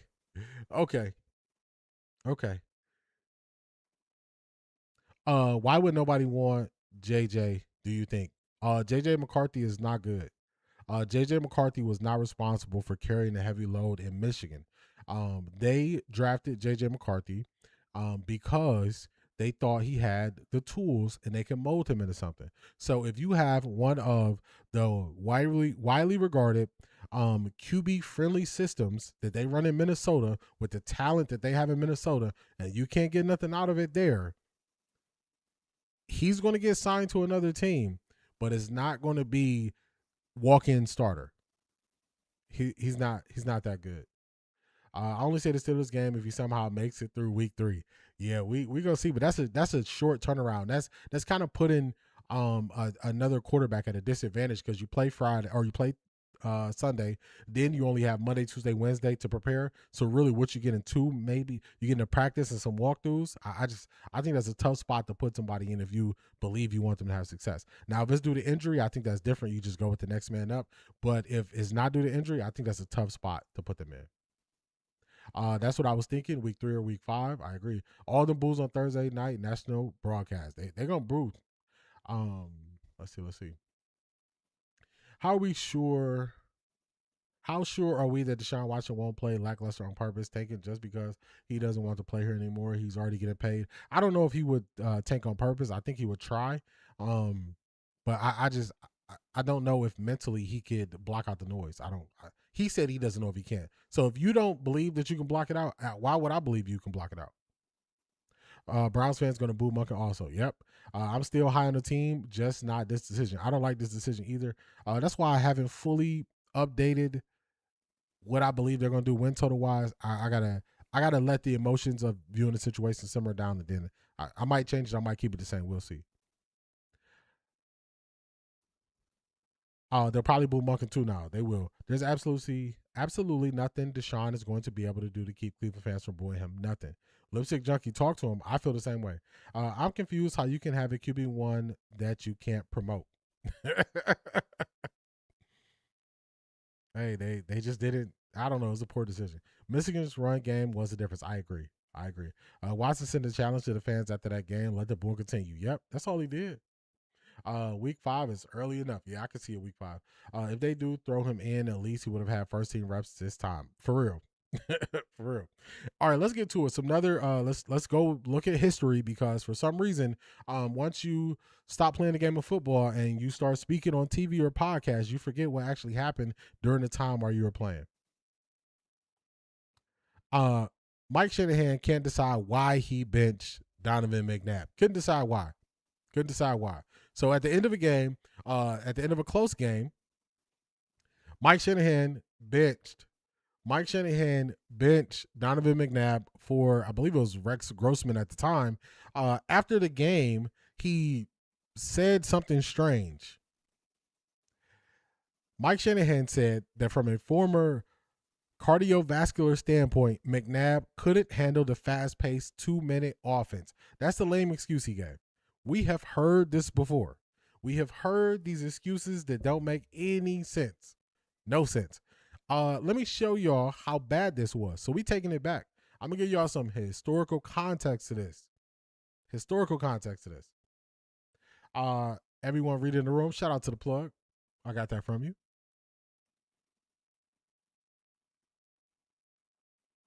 Let me pause that. Okay. We're going to get to that later. Let's go here. Actually, let's switch to this view. I got a throwback. Guaranteed. Sears. I got a throwback for y'all. We got to take it back 15 years ago when this happened. 15 years ago when this happened. I got to manage this while I'm going because I don't know what's been going on. So let me clean up some of the stuff I have here. 15 years ago. 15 years ago. Oh, the best quarterback always plays. Yeah, okay. Let's go. Speaking on his weekly radio show, Donovan McNabb admitted to feeling disrespected by the way he was benched by Coach Mike Shanahan. Everything was handled awkwardly, somewhat to a disrespect to me. All the leaks and everything, and no putting out the fire, so to speak. His agent, Fletcher Smith, added this element to the very combustible equation. I believe there is tension between Donovan and Kyle that's rooted in the fact that Donovan has suggested modifications to Kyle's offense based on intricacies Donovan has learned in his NFL career. Ironically, Kyle decided to employ Donovan's suggestions after he unceremoniously benched him. Definitely was a little disturbing. Nasty work, y'all. Nasty work. Hey, coach, we should change this. We should work on this. When they're doing this, we should do this. Okay. I don't think we should do that. And then we're going to bench you. And then after we bench you, we're going to use the stuff that you told us we should use. Man, oh man. Nasty work. Talked to Donovan, he said he didn't feel any of those things when he asked the guy face to face, and that's what he has to say to me, so I think we're all right. Adam, so much for the spirit of Christmas this week, huh? Well, no question, Boom. There are a lot of questions in Washington right now about Donovan McNabb and his future. And essentially, Washington has its game plan, and Donovan McNabb has his own. He's planning to ask the Redskins to release him after this season. He wants to be able to be free to choose the team that he finishes his career with. You remember last year, Philadelphia traded him to Washington, which was a scenario that he was okay with. But this time, he wants to be able to choose his team. However, the Redskins invested a 2nd and 4th round draft pick in McNabb. It's highly unlikely they'll release him before first seeing whether or not they can recoup any of the picks that they gave up for McNabb in the first place. So even though McNabb wants out, Washington ultimately will have the final say, Boom. All right, Adam, thank you. And McNabb, slated to be... D with the Cleveland Browns' first pick. They don't have money to pay a player lots of money. Actually, it benefits them to pay players that they draft because they have a slotted amount you can pay them, and generally speaking, they cost less. They cost less than you signing big name free agents. So the players they draft, they'll be fine. They got so many young players on rookie deals that it'll work in their favor. In division trades rarely work out. That's a fact. That's right. And Shanahan ruined RG3. McNabb always seemed like he was 35, for real. Third today, right? Third string quarterback behind Rex Grossman. And John Beck was the number 2 pick in Jacksonville, where there's snow flurries, by the way, in Jacksonville, okay? Who do we learn more about this week? First, Shanahan, McNabb. First of all, that's fine and dandy what Adam is saying, but I'm not helping you get nothing back. I want out, period. So that's it. I mean, in terms of what you're saying, Boom, you know, I look at Shanahan, okay? Number one. Yeah, Donovan McNabb has played, you know, not great, bad at times, and helped them win some games at times. But when you look at things with the Shanahans, and I like to say the Shanahans, both the father and the son have been awful this year. And I go back to Tommy. Tommy shares a lot of things with me in his days of being around the Denver Broncos. And he knows Mike Shanahan, you know, a little bit. Now I know who he is. Just based on everything that the way they're handling this situation with Donovan McNabb is ridiculous. It just, when will it stop? Enough is enough. You invested some picks into this kid. It didn't turn out the way that you wanted it to. Now just part ways. Let it go. The key is this has happened previously, y'all. Don't let people tell you, oh, this has never happened and all that stuff. This has happened previously where the best player was not playing. I mean a quarterback in the first round. Universally, if they get the number 1 pick or if they get the 25th pick, it doesn't matter if it's a quarterback or a cornerback in the first round. It all goes based on where they're slotted. It's predetermined what they're going to end up paying them. So if it's a quarterback, if it's a running back, if it's a fullback, if it's a tight end, if it's a safety, it's predetermined based on their pick. So the price or the contract amount is always going to be the same. So it could be a quarterback. It could not be a quarterback, but they can afford it because the sentiment is still true. It is generally cheaper to play a first-round pick than it is to sign a big-name free agent. So that's why they're flipping the roster and going young. So it's whoever they are drafted in the first 2 picks in the first round, they'll be able to afford them. I just want to say this. This is an example of quarterback situations being handled poorly. And what did Rex Grossman end up doing? What ended up happening with them in when they were in Washington? So when people say the best player always plays, all you got to do is look at the NFL history. That is not true. That's my point for giving you these 3 examples. Because what I'm going to do is give you real examples that happen in real life that are noted. They are here. You can get video. You can get articles. How many articles are people going to show to have the other side of the argument? Probably not that many.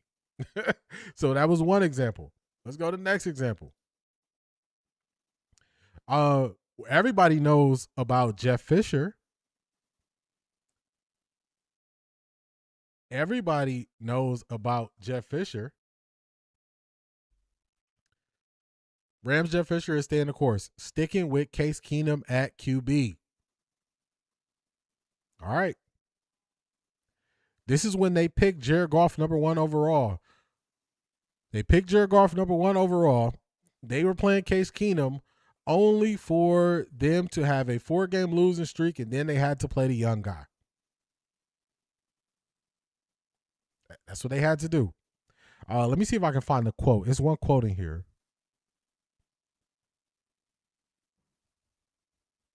Let me see if I can find the quote. We're taking our time. We're being patient. When we feel it's the right time, he'll be under center. Kind of sounds similar to he's playing the long game. He'll get an opportunity to play. Kind of sounds similar. Only for them to eventually have to go to him.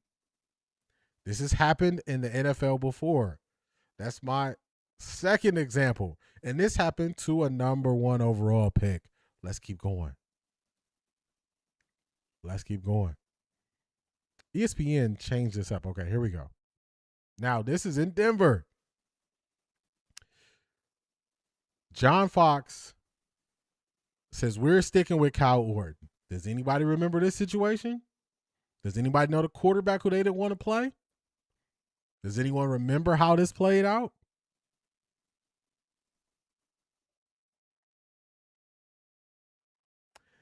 Let's read what the coach is going to say the reason is.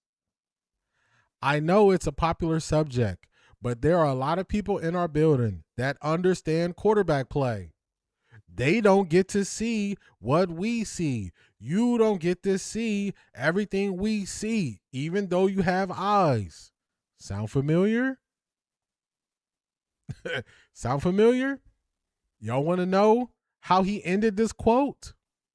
Right now, Kyle, in our opinion, gives us the best chance to win. Gives us the best chance to win. Sound familiar? We're starting Deshaun because he gives us the best chance to move the ball up and down the field and score points.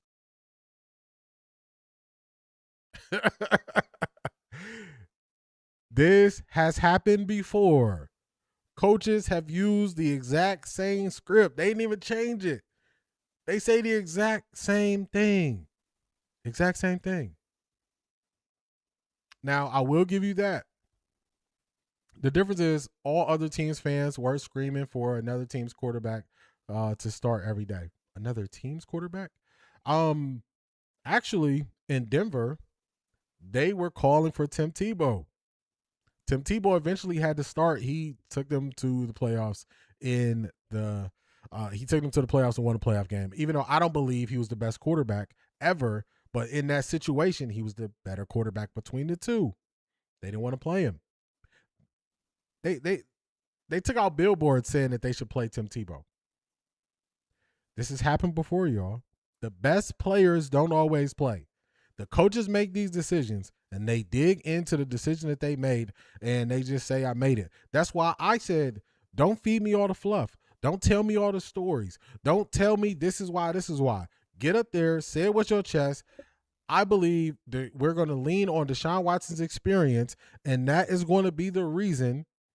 That is going to be the reason why he is going to start week 1. Don't tell me these vague things like cadence and all this stuff. Don't tell me those things because it doesn't match once we see the guys playing the game. It doesn't match. All right, we almost at Coach Monken. But before we get to Coach Monken, shout out to Lipstick Junkie. We were on Patreon breaking down film yesterday, and afterwards she said, I need you to run it back. I got some stuff to say. I need you to run it back. I need you to run it back. So, shout out to Lipstick Junkie.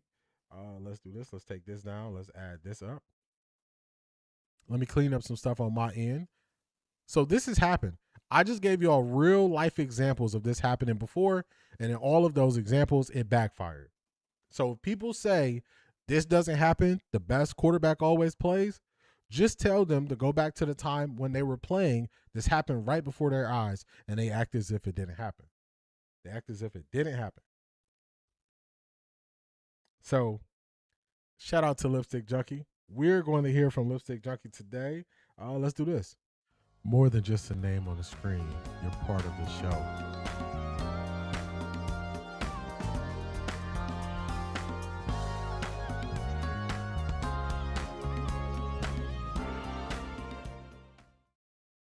Shout out. I don't want to hear Bob in my head. I don't know. It was something about when I was making this. I was just like, hey, I kind of don't mind this. I like this. All right, let's hear from Lipstick Junkie. Here we go. Hey, it's Lipstick Junkie. So I am feeling very frustrated about this whole situation. It's reminding me so much of last year when we were told that it was going to be an equal competition, and immediately we knew that it wasn't because the reps weren't being distributed evenly. And it was very clear that the plan was to start The structure Joe Flacco. They kept using the excuse of, oh, well, the pergola schedule in the system is beginning of the season reinventing is the so way hard. homeowners. Fine. Then there was the whole thing with Dylan Gabriel where people started going to practice and saying, Dylan Gabriel is not it. And so they had to start coming up with excuses for why Dylan Gabriel was ahead of Shador. And it was some sort of like process related thing. He has years of experience. You know, he's so much more experienced in that area. Can pick up an offense much faster. Cut to this year, rinse and repeat, We're now talking about cadences. I have never had any conversations about cadences in all the years that I've been watching football. Deshaun Watson should start because it's going to be easier for him. It's on the road. That's hard for a second-year quarterback. Same conversation. And that all happened because we went out and people went to practice and saw that Deshaun Watson was not it. Todd Monken saying it's not going to be week to week, and then they immediately send all of their goons out to all the different media platforms to say that it's definitely going to be a short leash. So frustrating. The Browns will always be the Browns. I wish they would just get to a point where everybody would just tell the truth and do whatever you want, because as they pointed out, we can't do anything about it. I agree with you. Lipstick Junkie, I agree. This does remind me of last year where the things that they said Shedeur was lacking, that's where Dylan Gabriel was lacking. The stuff that they're saying Shedeur's lacking this year, that's actually when we get to see it. We watch Deshaun struggle in those areas. Deja vu. And I just think it's going to play out very similar. And I want to make this very clear. I am not rooting for Deshaun Watson's downfall. I don't have faith in Deshaun Watson's mental stability to go out there and lead a team, especially when he faces adversity like fans booing him. He has came out and said he does not know if he can handle it. He said that. So I don't. If you don't believe in yourself being able to handle it, I'm not gonna have more faith in you. So that's where I stand on the Deshaun Watson stuff. That is where I stand on the Deshaun Watson stuff. Shout out to Lipstick Junkie. One of the perks of Patreon, we always gonna make sure your voice is heard. She said, "Hey, I got to get some stuff off my chest. I need to be heard. We're gonna make sure you heard."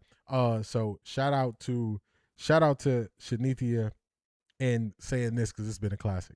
Come to Off the Record D, where we gonna read your super chats. Your voice is gonna be heard. Your voice is going to be heard. Also, shout out to Key Mathis. Also, I grabbed that link, so I appreciate you. 45-47. You telling me they act differently with a first round QB next year? This is who they are. Talk to them. This is who they are. This is who they are. I can't change who they are. Now, let me do something. Let me set this up. Let me set this up. Let me set this up. Let me set this up.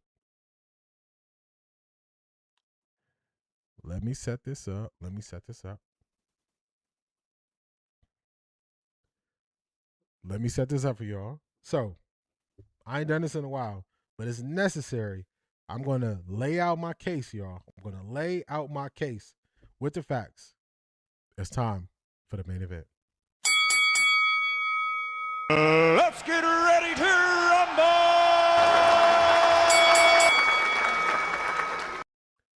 Let me lay out my case. Shout out to ChatGPT. ChatGPT, I need some help. Talk to him. I need you to read this, please. Let me let him read it.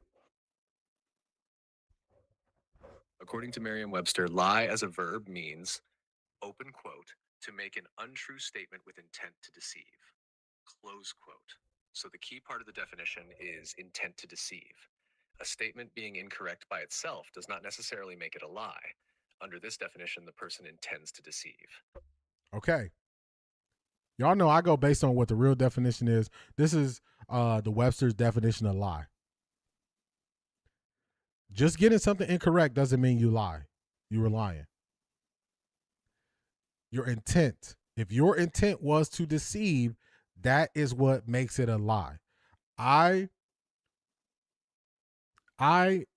did not get up here and I don't put labels on people. I'm careful before I put a label on somebody. And if I do put a label on somebody, I'm using the universal definition that we use in the United States. I'm not using a part of the definition. I'm using the definition.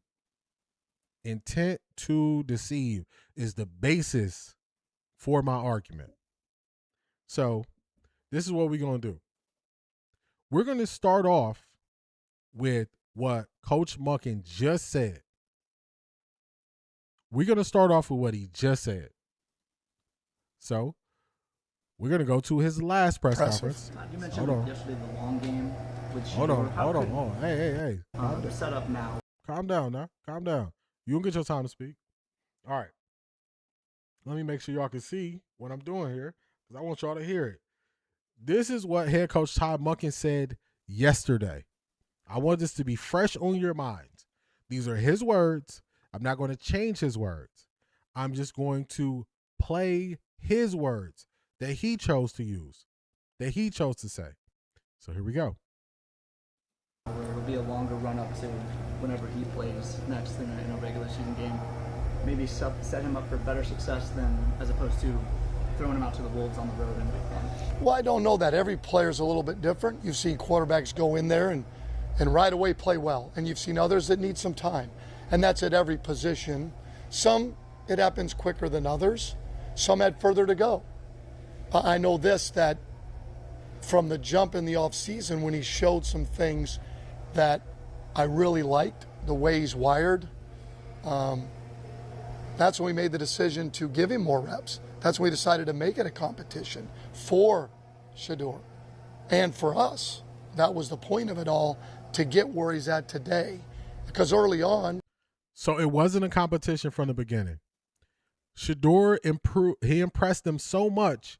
Shedeur turned this into a competition, is what he said out of his mouth. Those are his words. We're going to let him finish. But those are his words. I'm going to let him finish this statement.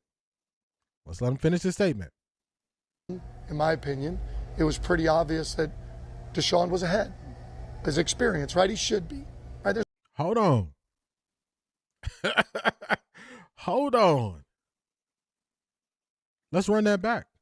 I don't want y'all to believe that I'm changing his words. I want to make sure y'all hear exactly what he says. Let's run that back. Let's run it back.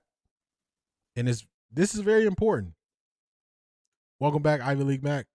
This is very important, what he's going to say right here. Very important. And for us, that was the point of it all, to get where he's at today. Because early on, in my opinion, it was pretty obvious that Deshaun was ahead. His experience, right? He should be. Right? Okay. Early on, in my opinion, Deshaun was ahead because of his experience. He should be. Those are his words, y'all. Now, make sure y'all hold on to that. Make sure y'all hold on to that as I break this down. Make sure y'all hold on to that. I gave you the definition of what lie is. Lie is not getting something wrong. Lie is the intent to deceive. I wouldn't just call him, I wouldn't say he was lying about something without spelling it out for you. His words. His words. Those are his words. I didn't make him say it. Nobody pressured him to say it. He said that. We catch him on the chat, and then we're going to rewind this thing back, and we're going to go to where it all started. We're going to go to where it all started. Why are they presenting this revisionist narrative as if Tua didn't play in away NFL games last year and he has no NFL experience, like he has no experience commanding the offense? It's insane. I really want to believe the Browns are attempting to showcase Deshaun Watson to get him a new team when it's time to trade, because you can't be this slow mentally. Insane. Clean slate or prejudge, you decide. Facts. Welcome back, Ivy League Mac. He should be ahead based off what?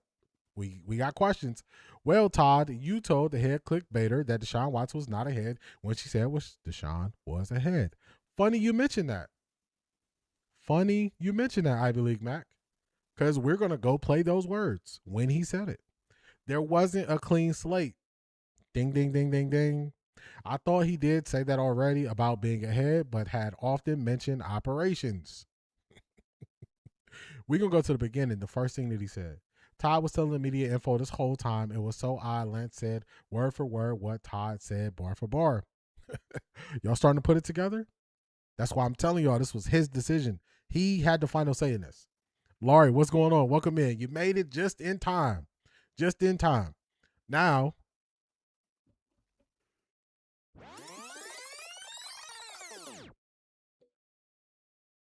I believe Todd Father signed his contract to be head coach with the final decision about Deshaun Watson not being his.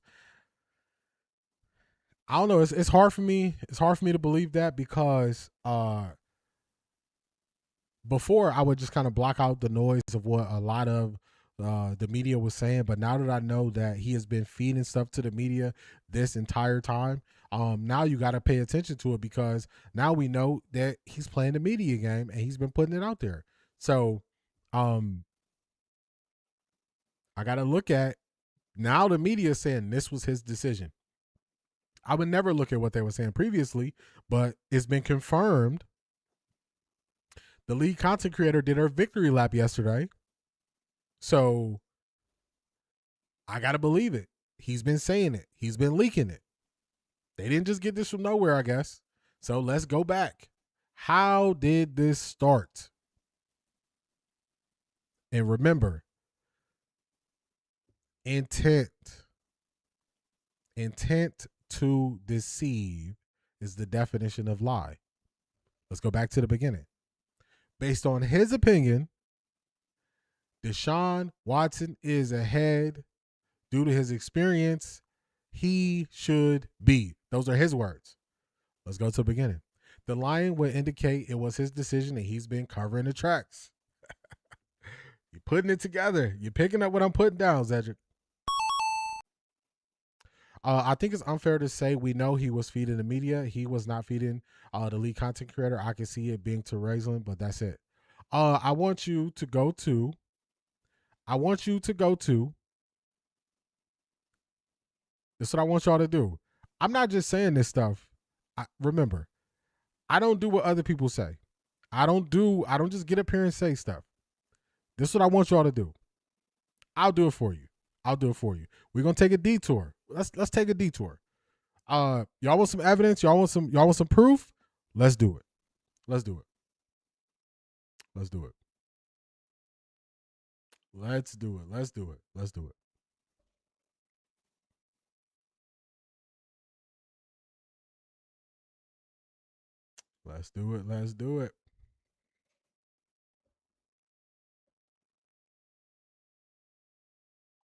And y'all know I really want y'all to see this, because I'm going to show people who I would never get up on here and show y'all.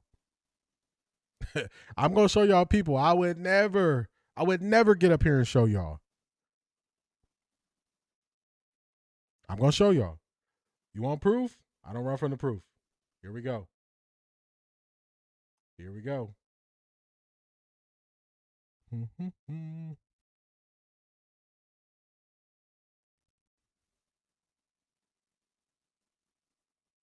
Okay. Are you ready?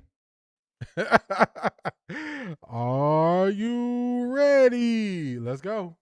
I'm not just going to make up stuff. I don't do that. Here we go. This is somebody I would never be pulling up on the screen. I would never put this person up on the screen. But I'm going to make sure y'all get to see it. Let me show you. Let's go. So, this is the lead content creator.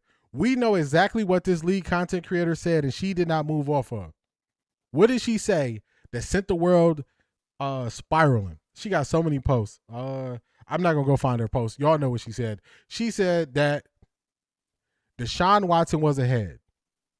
Y'all remember she said that this summer?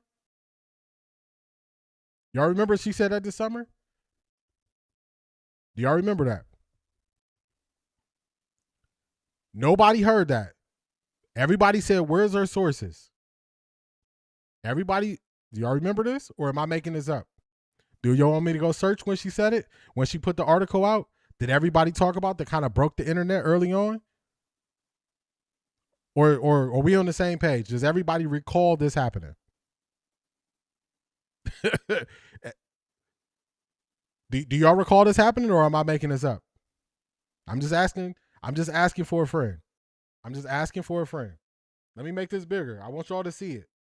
Let me make it bigger. I'm going to read it to you.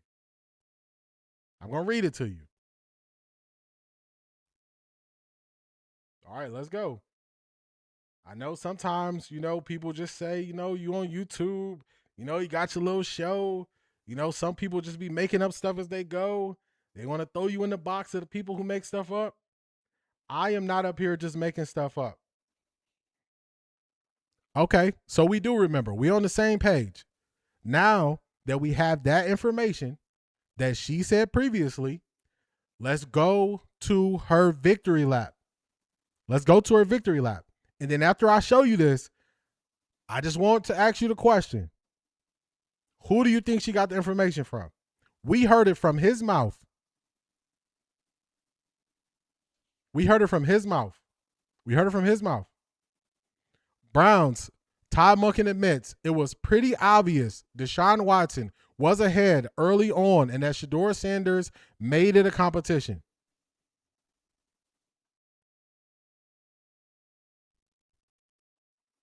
Why would she be taking a victory lap if she didn't get good information? Why would she take the victory lap off of bad information? Y'all know I don't want to show this person. I didn't make this up. Why did she take her victory lap and write an entire article about it? Let's go back. What did he say? We're going to take our time with it. We are going to take our time with it. I'm not going to convince you. I'm just going to show you what it is. Just in case you missed it, let's listen to what the coach said out his own mouth. Let's listen. I'm not going to make up some imaginary ghost where we can't put it together. I'm going to go based on the information I have in front of me. Do y'all remember everybody blamed Paul DePodesta for all the stuff that they didn't understand that happened with the Browns? Well, Paul DePodesta no longer works for the Browns. Should we blame him too on this? Let's listen to him. In whose opinion is Deshaun Watson ahead? Let's see. Shedeur. And for us, that was the point of it all, to get where he's at today. Because early on, in my opinion, it was pretty obvious that Deshaun was ahead. His experience, right? He should be. And whose opinion? I'm just curious, sir. Whose opinion? That was the point of it all, to get where he's at today. Because early on, in my opinion, it was pretty obvious that Deshaun was ahead. His experience, right? Does that not match what Mary Kay said months ago to send the internet into a storm? When Cameron Wolf came out and said, this is what Coach Monken told him, this is how he's going to run the preseason. He's going to have one start this game, and then they're going to make the decision. Did Cameron Wolf make that up? Or maybe Cameron Wolf got that from somebody else too.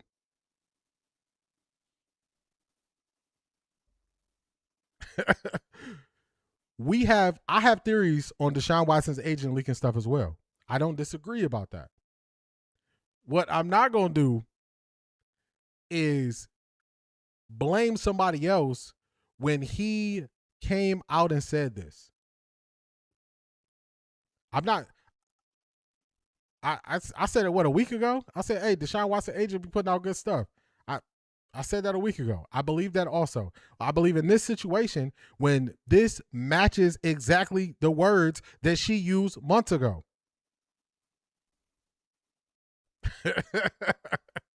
Hey, I'm not making it up. I don't get up here and make stuff up.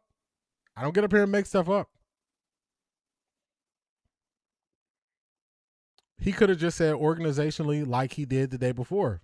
Come on. I'm not convincing nobody. I'm just laying out my case. I'm just laying out my case. I understand how you can say some people have been against Monken. I was Monken's biggest supporter from the beginning until I realized I was lied to. So I was not one of those people who was dissing him. I was his biggest supporter until he lied to me about stuff.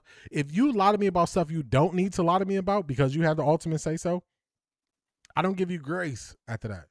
Because you just lying when you don't need to. And I'm not done pulling the receipts on him. I'm not done. D. Todd was deceitful, pretending as if there was a competition on all along that Deshaun was starting the season. He clearly lied to us by giving false impression of where Shedeur stood. Facts. That's all it is. Dr. Clyde Marshall, what's going on? Hi, Coach Monken. My name is Jimmy Johnson. I coached the Cowboys from 1989 to 1993. I had complete control over Cowboys. Apparently, your late selection affected your negotiations. He should have negotiated. Yes, he emphasizes it's his opinion. That's separating language. That's what she came out and said. That's what she came out and said. So, let's keep this thing rolling forward. Let's see how he started this. How did he start it? Funny enough, let's listen to who asked him the question. Mary Kay Cabot, Cleveland.com, Cleveland Plain Dealer. Well, I guess I'll start right off the bat with the question probably everybody wants to know. Will you head into this offseason with Shedeur Sanders as your QB1?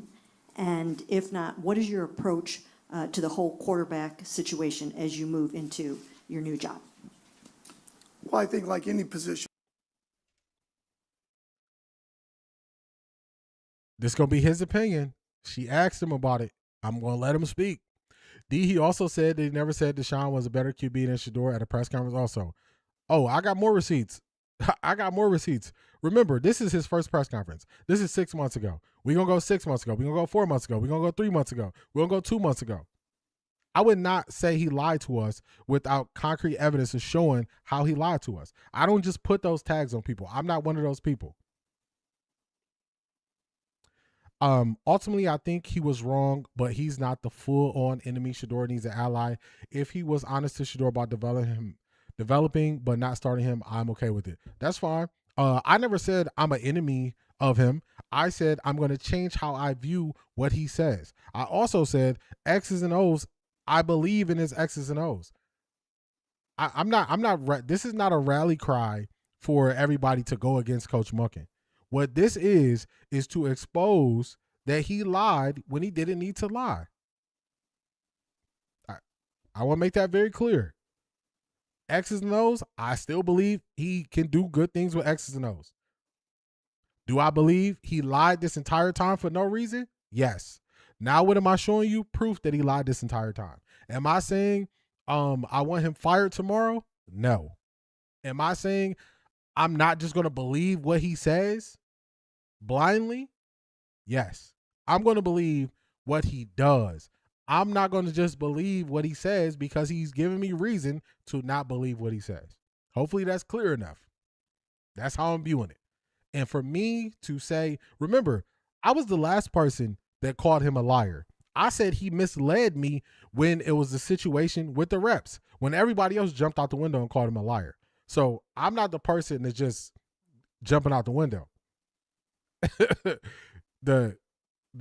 I'm just laying the case. So if you hear me say he lied about something, I'm going to back it up with his words.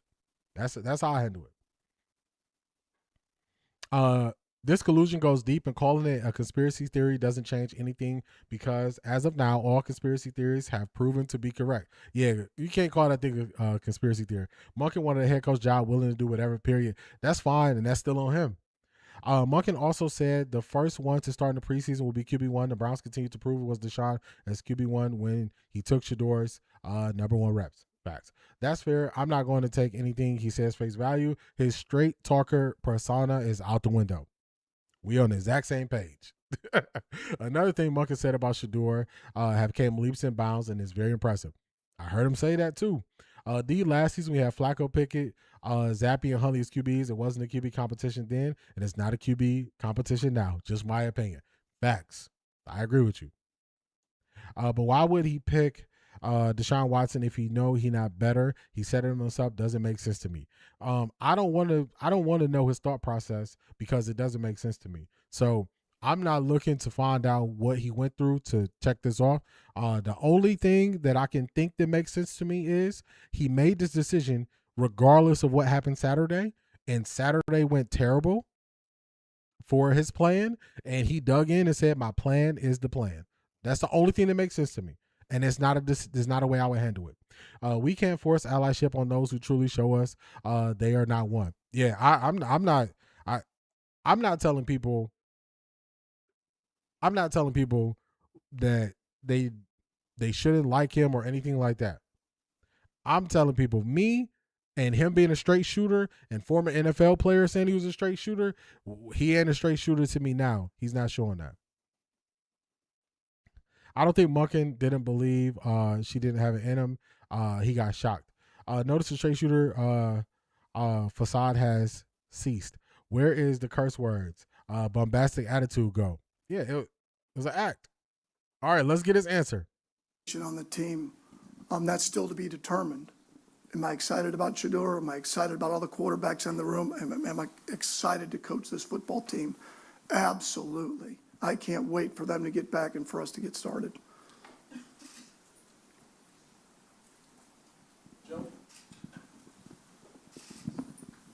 Joe Reedy, Associated Press. Todd, you mentioned in a Harbaugh Coaching Academy video your 2019 stint here. There was a lot of drama that the coaching staff. All right, we don't got to get to that. That's not important. All right, that was 6 months ago. Let's go.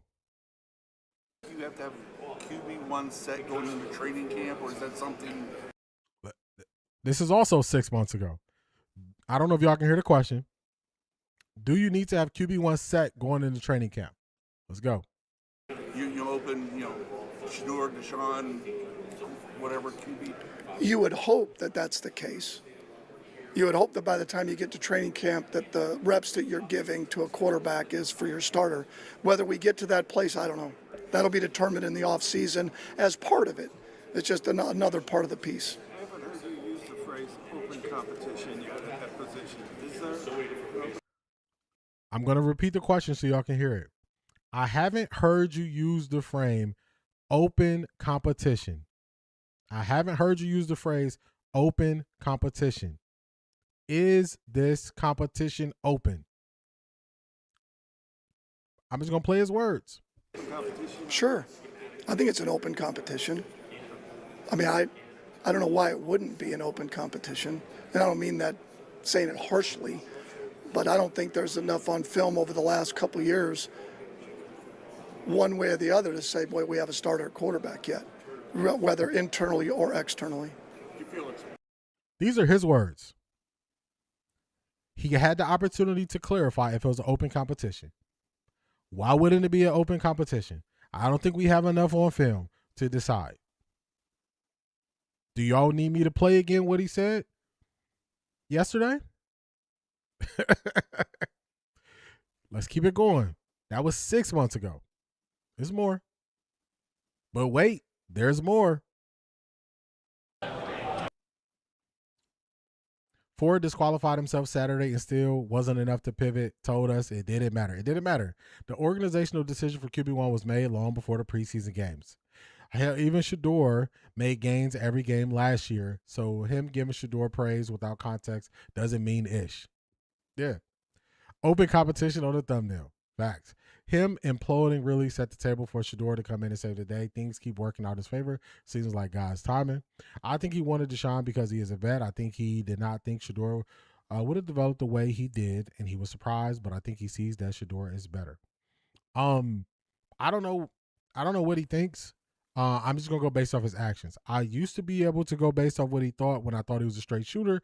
Now that I know he's not a straight shooter, I'm just going to go off what his actions do. I'm just going to go on his actions. I'm not going to read into his words and try to, figure out this, figure out that. I'm going to go, what do your actions tell me? Because his words and actions, they don't align. They don't align. Munkin is done because he put Deshaun Watson in the third quarter. It was obvious it was Deshaun was going to crumb. Silly move. Watson showed his true colors in that press conference. It's only a matter of time. The way Munkin was acting after the game, it seemed like he was unraveled and mad it turned out that way. He seemed like he still believed what he decided. I think by that point he knew it was, but I do think he had informed Deshaun start Jared Verse hitting as much 2 weeks ago. Wait, so a man who's been in the business 40 plus years hasn't seen enough film on Watson and Deshaun? Yeah, okay. Now you see what I'm saying? They all look dumb in the process. What will be said when you can tell the difference with the starters immediately? I think he's still lying to our faces by starting Deshaun over Shador when we all seen the film of the practices of the game so far, but he would tell us our eyes can't see it. He did tell us that. Deshaun is the only one that kept mentioning ownership and the answers about QB competition. Let's get his response.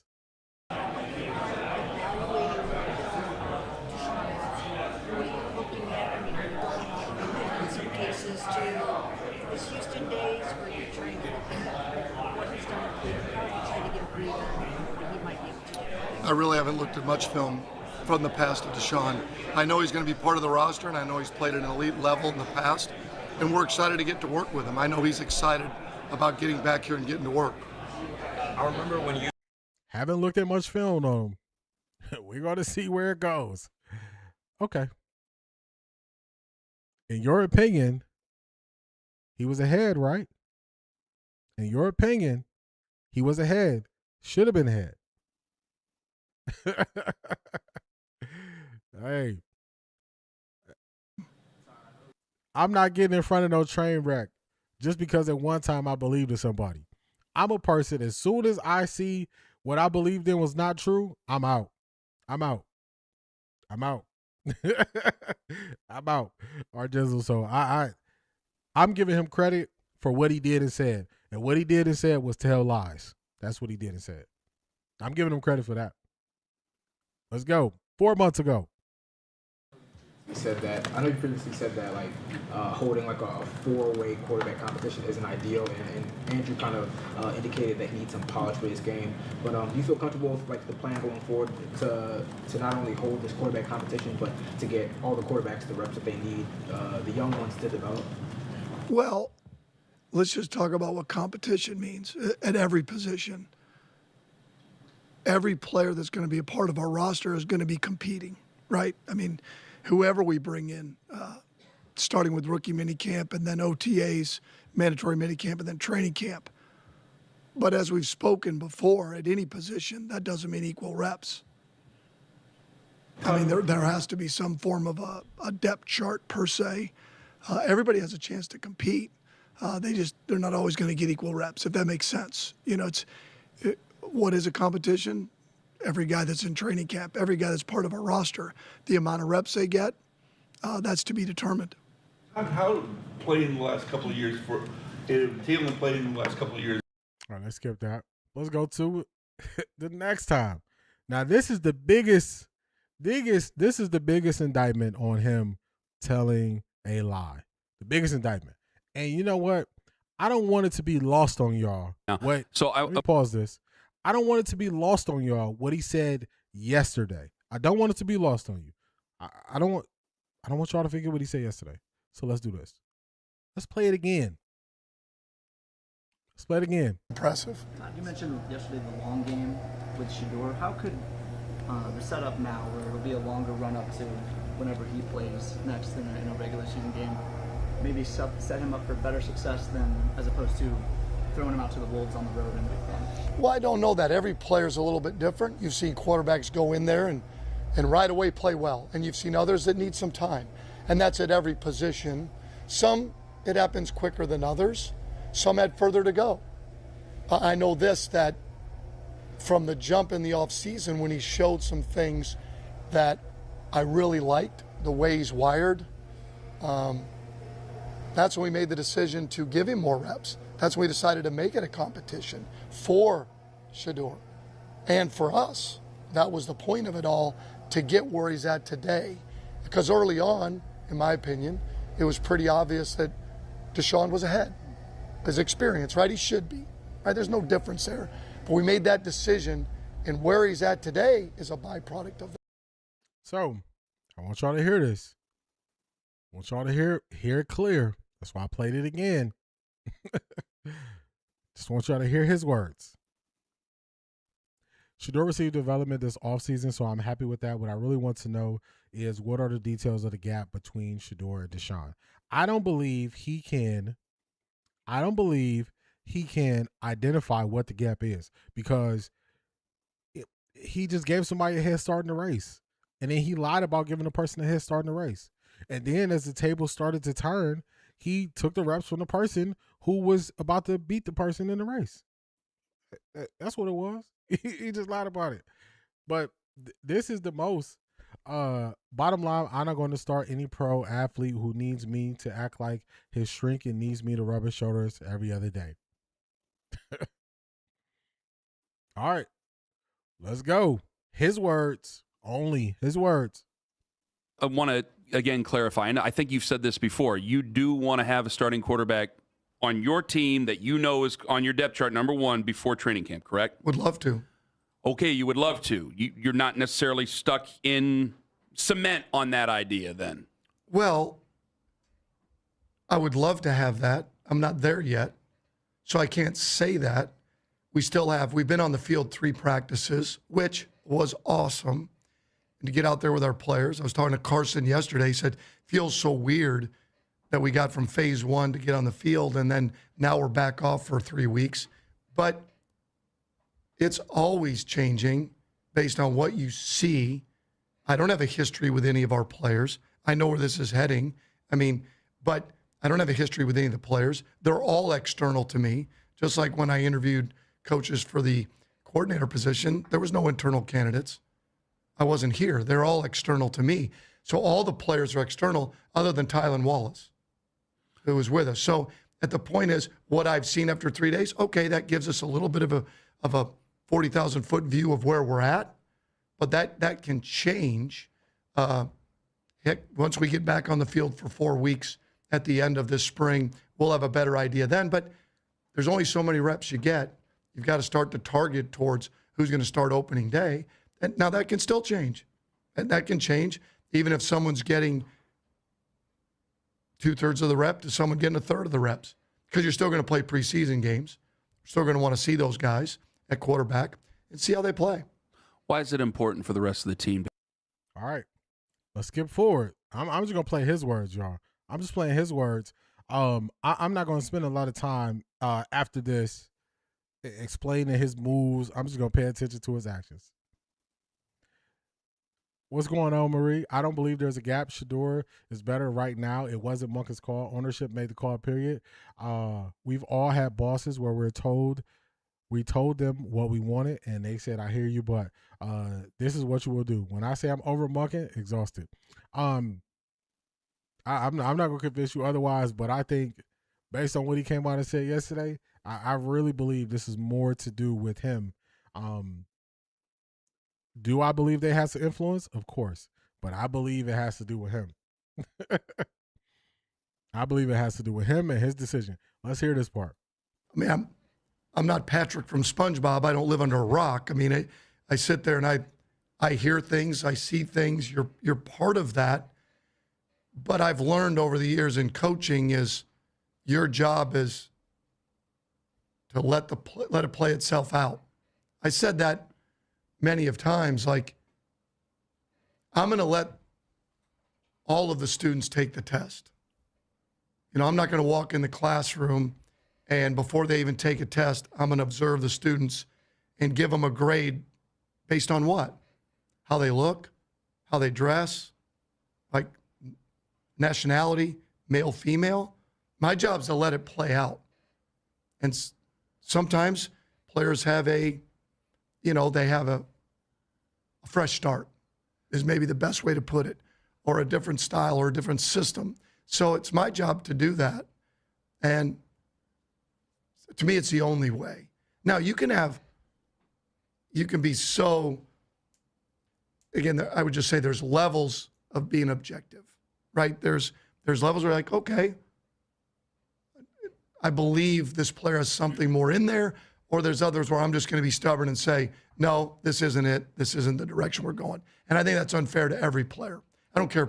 I know we're talking about quarterbacks, but I'm talking just in general with the players. All right, that's enough. This does not match what he actually did. This is the last time I'm going to play this, but I just want y'all to hear what he said with his words out of his mouth. This does not match. So I'm going to treat him accordingly moving forward. To get where he's at today, because early on, in my opinion, it was pretty obvious that Deshaun was ahead. His experience, right? He should be, right? There's no difference there. But we made that decision, and where he's at today is a byproduct of that. And I'm excited about, again, the long. There you go. Lie. Lies you tell. So when I say I call somebody a liar or say they were lying, let's remember this is the definition that I'm using. Let me play it for you. According to Merriam-Webster, lie as a verb means open quote, to make an untrue statement with intent to deceive, close quote. So the key part of the definition is intent to deceive. A statement being incorrect by itself does not necessarily make it a lie. Under this definition, the person intends to deceive. Okay. So when I say lying, this is why I say he lied to us. This is why. This is why I say he lied to us. This is why. He lied to us. I'm going to deal with him accordingly. I'm going to treat him accordingly. I'm going to follow his actions. I'm not going to follow his words because his words don't mean anything. That's all it is. Do I wish any ill will on him? No. Do I believe in his X and O's? Yes. Did he get up here and lie a whole lot this whole time when he didn't need to? Yes. Yes. So that's the final thing I'm going to show you. That's why I had to show you at every step. When he got to yesterday, him and Deshaun Watson both took a load off because they can finally tell the truth of what it's been this entire time. That's why he said it that way. That's why he said it that way. So it is what it is. It is what it is. It is what it is. Let's catch up. Let's catch up on the chat. Let's see where we at. Put this up. We don't need this sitting up the whole time. All right, now let's go back. Let's go back. I saw some interesting comments. The way Shador looked mechanics-wise in the beginning needed improvement. He has improved. However, it was factual when I said this months ago and was attacked for it. Too lackadaisical early in camp. Maurice, I remember that exactly. And I remember you got to a point where you couldn't articulate what you meant by lackadaisical in practice. I remember that very vividly. I remember I kept saying, explain what you mean by lackadaisical. It wasn't that you got pushback because you said it was lackadaisical. The pushback came on the attempt to explain what you meant by lackadaisical. Today, you were talking about the fakes. That is not how the conversation went when it happened. I remember people ask you, where did you hear the lackadaisical? He was lackadaisical in camp. I will also remind you, everybody who's been there has said he's a hard worker and puts in the work. Now, you could be using lackadaisical in a different term or in a different way, but I recall that very vividly. I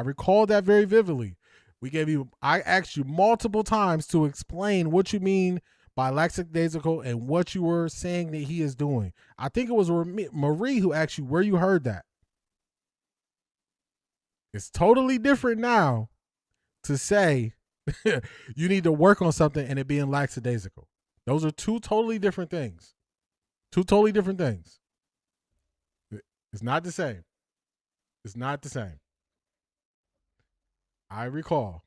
Let's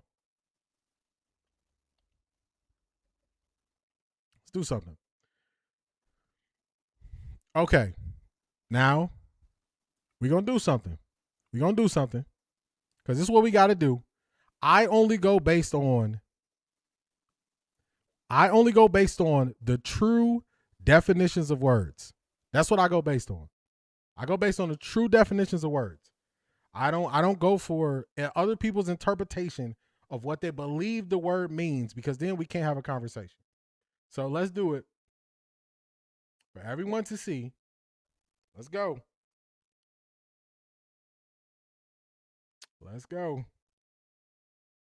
All right. Now let's look up what lackadaisical means, and let's open the door for another conversation on what you are trying to express. Let's do it. Just like I gave y'all the definition. I gave you the definition of lie. Let's look up the definition of lackadaisical. Let's put it up here so everybody can see it. Okay. Lackadaisical is an adjective that means showing lack of enthusiasm, interest, or effort. So I would ask you again, what are the examples that you would like to provide that showed lack of enthusiasm, interest, or effort? And don't worry, we got time, so I'll wait. I'll catch up on the rest of the chat, and I'll wait. I'll catch up on the. I'll wait. I'll wait. We can have conversations like adults. This is not personal. This is just I'm showing you what the word means, and we just having a conversation. I'm in pure show me mode with Monken. I don't care what it said. Show me with actions, facts. Lima looks like Keanu Reeves stunt Dubby, not his stunt Dubby. Once you show me who you are, I'll put you in that category and deal with you accordingly. Facts. That's what I do. I think the lies and him covering was about him, but it was him covering for or justifying a predetermined outcome. I agree with that. I remember your comments. I said his ball fakes were not as crisp. Now, something not being crisp and lackadaisical are two totally different things. Not being good at something or having the room to grow at something is totally different than, let's just remind you what the definition is, showing a lack of enthusiasm, interest, or effort. I would not tie those two things together even with the ball fakes. I don't believe it was a lack of enthusiasm, interest, or effort on the ball fakes. I believe he could work on selling it better and doing it more fluidly. Would I call that lackadaisical? No. We just gonna talk through this. He wasn't lackadaisical though, Maurice. He was clearly impressed with Shador, and his mind was still made up. Two things can be true. Deshaun became a project to Monken. He thought he was better than Kevin in bringing back Deshaun to Houston show. He said, hey, that was the last coach. I could do it better. The lead content creator had this info before training camp, and she has a relationship with ownership. She didn't get that info from Monken. For her to come out like she did, she got it from ownership. We just gonna have to agree to disagree there. She used the exact terminology that he expressed. And also, I will remind everybody, I got to remind everybody of this because I know it's been a lot of stuff going on. Around that same time, when people were saying she probably got it from ownership, was around the exact same time they went public with Dee Haslam's cancer diagnosis. And I don't know if you ever had anyone in your family go through something as extreme as cancer and have to go through chemo and all of these things, but I would just say this. Look into it a little bit more before we just kind of throw that on somebody who is in a fight for their life. Just be mindful. I've had people close to me go through this. I'm guaranteeing you the last thing on their mind is what happened with the Browns when you're trying to fight for your life. So I'm not saying you got to agree with me, but I'm making sure people remember that. He never gave us results of the players' vote on who they wanted as QB1. Never did. Aside from QB position, is the team any good? The wide receiver group is improved. The offensive line have improved. The scheme should improve. The running backs are the same. I believe in both of them. The defensive line is thin. We got to see what happens at defensive tackle. I like our linebackers. I like the top end of our corners. It falls off a cliff after that. I like our safeties. So we got some bright spots. We definitely have some areas that could use some improvement. I haven't paid attention to anything else. Now that I see he's always been lying, I can't unsee it. The more he talks, the more lies he reveals. It's just there. I'm right there with you, Laurie. Keep that same energy on letting it play out. You about to let a mess play out. Yeah, let it play out. We here. Let it play out. Let it play out. Let it play out. Where did I leave off at?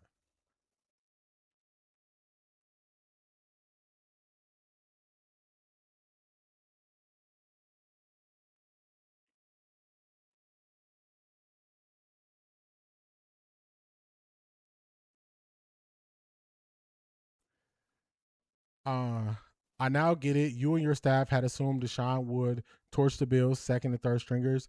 Your deceptive ploy backfired. I agree. Deeply disappointed with Monken. He allowed Shador to be in a sham of a competition 2 years in a row. He contributed to the humiliation ritual this season. May he see what he see in those games, for real. Munkin also said the players will choose, so he's trying to convince us that after Saturday, the players chose Watson. Shaking my head, for real. I watched Cam Ward do a play fake this weekend, and it was terrible. Deshaun's did look better at one point, but look at them now. You can see who put the work in. I agree. Munkin definitely told lies. He was covering for ownership. Remember, he went on 92 through the fan after JW said the fans just need to deal with it. He was trying to clean it up, but now he's a liar. I agree. He's a liar. Selling play facts to make play action work matters. In college, Shador was in the gun 95% of the time. Playing under center requires you to sell your fakes so the offense can be effective. Still not seeing the follow-up to the lackadaisical comments after we actually got the true definition of lackadaisical. That's why he didn't make the announcement to the locker room. So that was another lie. Yeah, they got to deal with it when they hear it. I watched it. No, he don't even include the team now. It was a lie too. Shador can't trust Watson. Every man for himself. He in it for himself. For me, my biggest factors is if he lied to Shador, Munkin saying Shador knew the long game, and Bucky being so calm about it makes me think he knew. Also, what's the alternative? What's the alternative? What's the alternative? Bucky crash out online? So all it takes, if Bucky crashed out online, then you will say, man, he lied to Shador too? When has Bucky crashed out online? That play fact that Shador did in the Bills game on Saturday was fire. I don't use words I don't know the meaning of. Hey, I'm just still waiting. I didn't say you don't know the meaning of it. I just said my interpretation of it is based on what the universal definition of. That's what I'm looking for. I'm looking for showing a lack of enthusiasm, interest, or effort. That's it. At the very beginning, what's one of the first things I said? I said, this is not personal. This is us just having a conversation. That's the very first thing I said. That is not a personal attack of you. That is not me coming at you. That is me using the universal definition the same way I use the universal definition of lie before I call him a liar. That is not an attack. That was one of the first things I said. When have I ever attacked you for not agreeing with me, Maurice? When have I ever attacked you? That's not an attack. That's us having a conversation. If you put out there what the universal definition is, widely used in this country, that's so we can level the playing field so we're on the same level of understanding and you can articulate your argument. That is not an attack. I never called you out your name, and I made sure to let you know that it was nothing personal from the very beginning. I just leveled the playing field of what the word actually means and just said, hey, present your case. That's not an attack.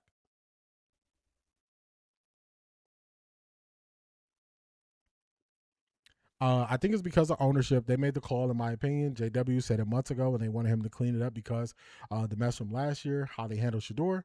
We all asked him what he meant. We are having the same conversation again.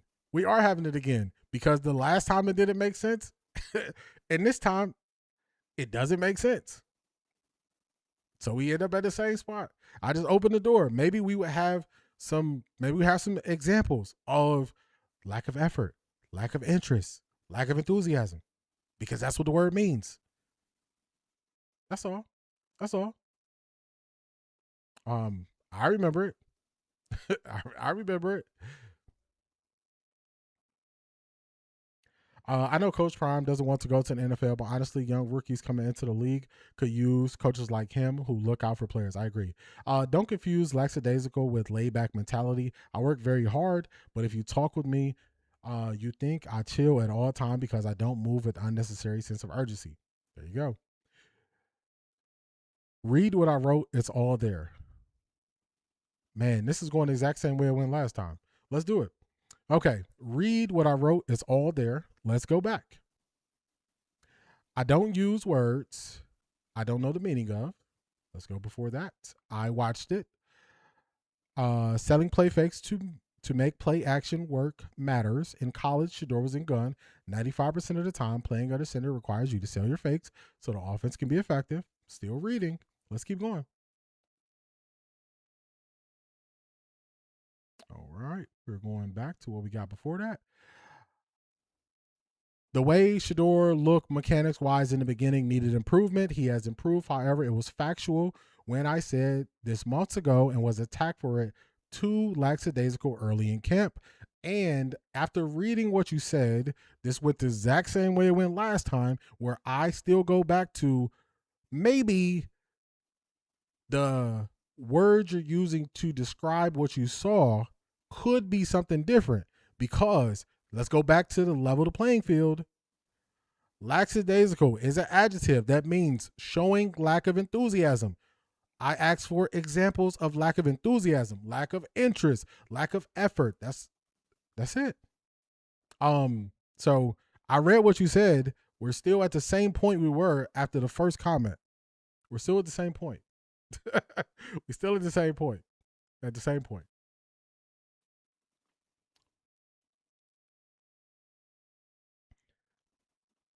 Let's see. If Judas Judy knew, I already know Miss Mama couldn't keep his mouth shut with all the others. I'm lost. That's not lackadaisical. Okay. Stop the cap. Shador has never been lackadaisical. He treated each practice like a game, dressed in full gear, going through his game day warm-up routines. All the coaches said he was a hard worker. Arjizzle, D and Maurice are having a second version of a conversation from 3 months ago. We are. Meaning I agree. I agree. You don't believe he really likes Shador. I think it is an act. Semantics. Come on, bro. Come on, man. You gonna hit me with semantics? Come on. How do you hit me with semantics? How do you hit me with semantics after I just said present examples to prove your case? That's semantics? If that's semantics, then I just gotta throw in the towel. If that's semantics, I gotta throw in the towel. If that's semantics, I gotta throw in the towel. I gotta throw in the towel then. I gotta throw in the towel. If that's I throw in the towel. I throw in the towel. I throw in the towel, man. I throw in the towel. I throw in the towel. I throw the towel. I throw in the towel, man. I throw in the towel. I throw in the towel. Throw it in. Class is in session. Let's go, D. She used the same wording that JW used. I agree about D has some diagnosis, which is why JW has been doing the interviews, and I think has been more active than Jimmy, who said it was a swing and a miss. Yeah, that's why I say, like, just putting that stuff on D. I'm not gonna do that. Oh, okay.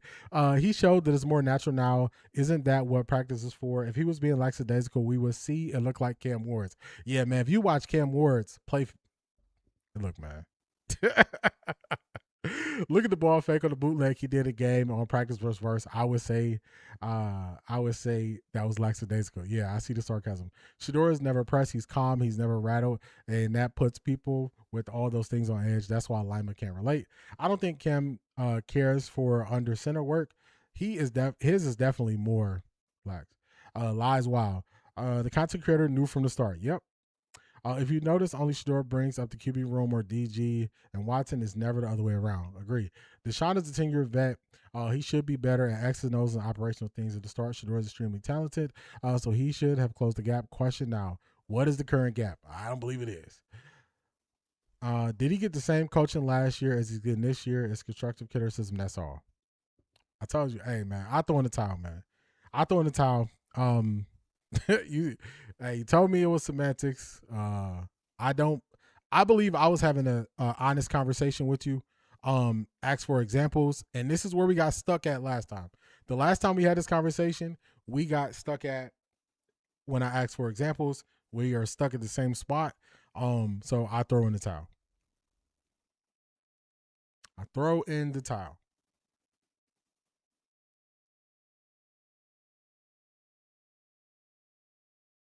Throw it in.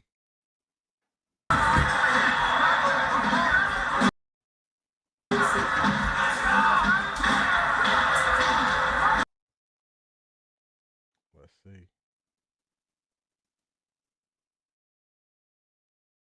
Hey. Did you hurt yourself? I've never seen a ball take so much time. Hey, I'm throwing the towel. I'm throwing in the towel. I'm throwing in the towel on it, y'all. I'm throwing in the towel. Hey, I'm throwing in the towel. We got stuck in the same spot. We got stuck in the same spot. Same spot. I hate that I don't want Shador talking Deshaun Watson up and helping his mental. I want him to let Deshaun Watson lead his sink or swim. Not leave motivation to Shador. Straight facts, Shador is a leader in the QB room and on the team. Play the Bills game back. There's our answer. I disagree with the theory that Todd Monken thought Deshaun was going to cook in the third quarter. He gave Deshaun Watson a bunch of run plays to start the third quarter. The way Boston reacted to Watson, his vote wasn't for him to be QB1. We just talking, dog. I'm laughing, but it's all good. Maurice Shador got more reps this season than last season. Hey,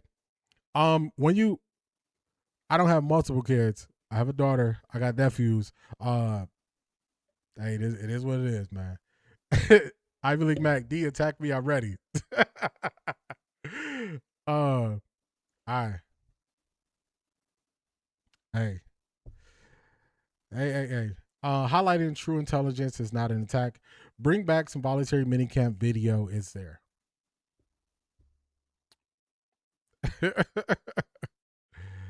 All right, man. Let's chill on the argumentative language. Takes the fun out of listening. Which part? Which part is argumentative? I think people can have conversations when they disagree. I think people can have conversations when they disagree. Here, we all don't have to agree with each other. I believe the line gets crossed if you attack people personally. I don't believe that line was crossed by either side. I don't believe Maurice personally attacked me. I don't believe I personally attacked him. When we got to the point where he said those semantics, I just said I throw in the towel. I think people think if you're in a place, everybody has to agree. But I think that is the least human thing that we can do. We do not agree 100% on everything. If you go to any subject, people don't agree 100%. If you go to food, if you go to sleep patterns, if you go to lifestyle, if you go to cars we pick, if you go to tools we use, if you go to this brand versus computer, this brand of phone that we use, I believe disagreeing is part of human nature. I think where it crosses the line is when you personally attack people. I've had conversations and disagreements with multiple people here, and they didn't cross the line. I think that's part of us being adults and humans. That's what it is. So I'll just leave it there. I'll just leave it there. I'll leave it there. I will leave it there. I will leave it there. I will leave it there. I will leave it there. All right, let's do this. Let's do it. See, I don't think this is bad. I think this is good. So, where is it at?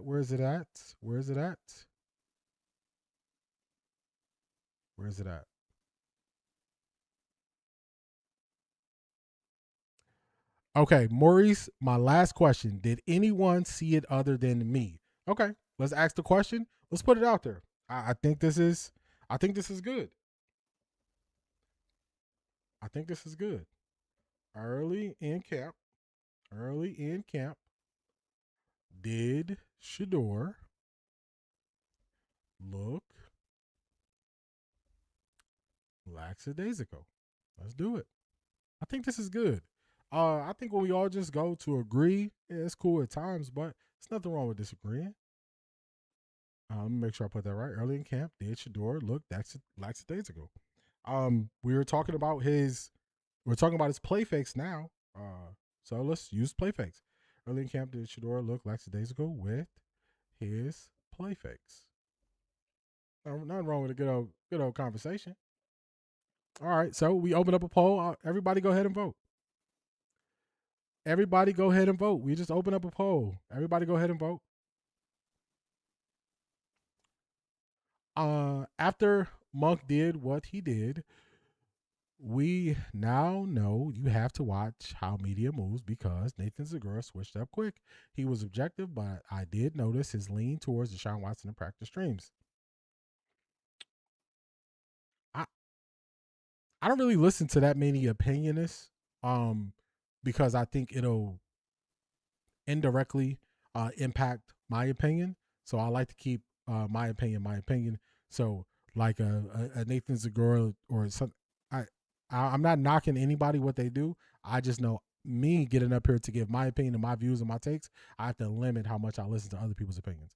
You have media pundits saying they'd rather have Shador than Cam based on the film from this weekend. There are bigger conversations to be had still. I agree. Dia Maurice, I will say that Shador does look more crisp and assertive in his progressions. He looks very intentional. I would agree with that. D Shoshana Webster Dictionary sent it to Maurice. It's all good. It's all good. I'm sorry, all I hear are lies from this man's mouth. D, that felt like going back and forth with your woman, didn't it? I'm not gonna do that. I'm not gonna do that. I'm not gonna do that. I'm not gonna do that. He using semantics out of context too. I'm not gonna. Hey, agree to disagree. D to disagree. I surrender D. Yeah, hey man, I'm throwing the towel. A poll from the chat was Boston shaking his head at Deshaun or the Bulls. I'm not sure. I gotta go back and watch the. I gotta go back and watch the TV copy. I gotta watch the TV copy. I still haven't watched the TV copy of the game. I went straight to the all 22 watching of the game, so I gotta watch the TV copy to see how it came out. I gotta watch it. We're gonna get us some time. I messed up, y'all. I messed up, and I don't even know if he's still here. My apologies. I answered you, but I didn't give you proper call out. So let me do this. I messed up. That's on me. I messed up. Oh my God! Wow!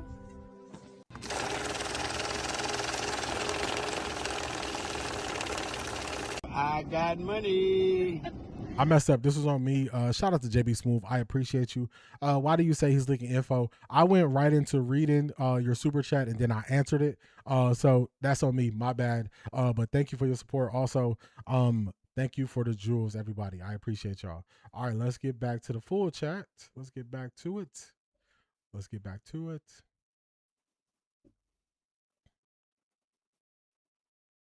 Tessa, what's going on? Welcome in. You made it towards the end, but glad to have you. What's going on, Tessa? Well.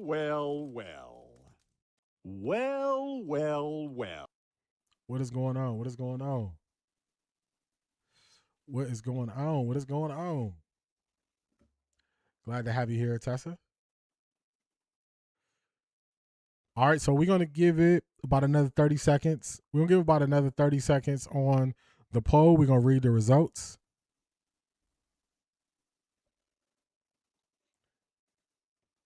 We're going to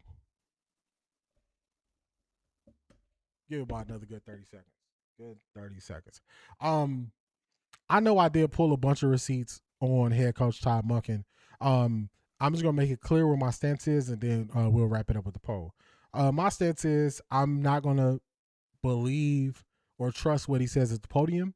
I'm going to go based on his actions, and I do believe in his X and O's. I also agree that he did give Shador a ton of reps to work on himself. So that's my view. That's my view on him. That is my view.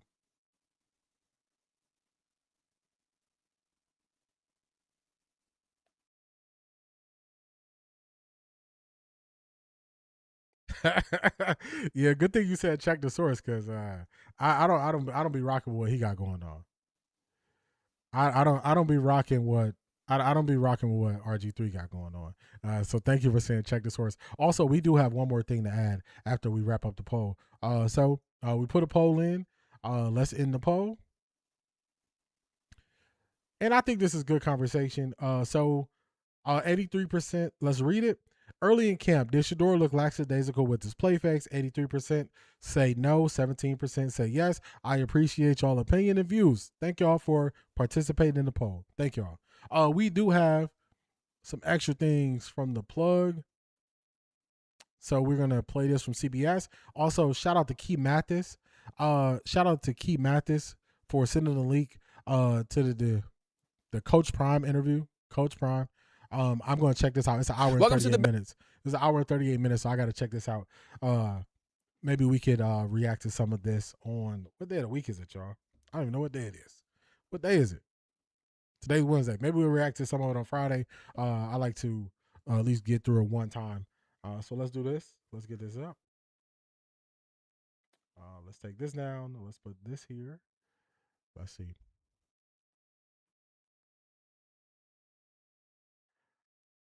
D, throw AB in all the front office in as well. I don't believe anything they say.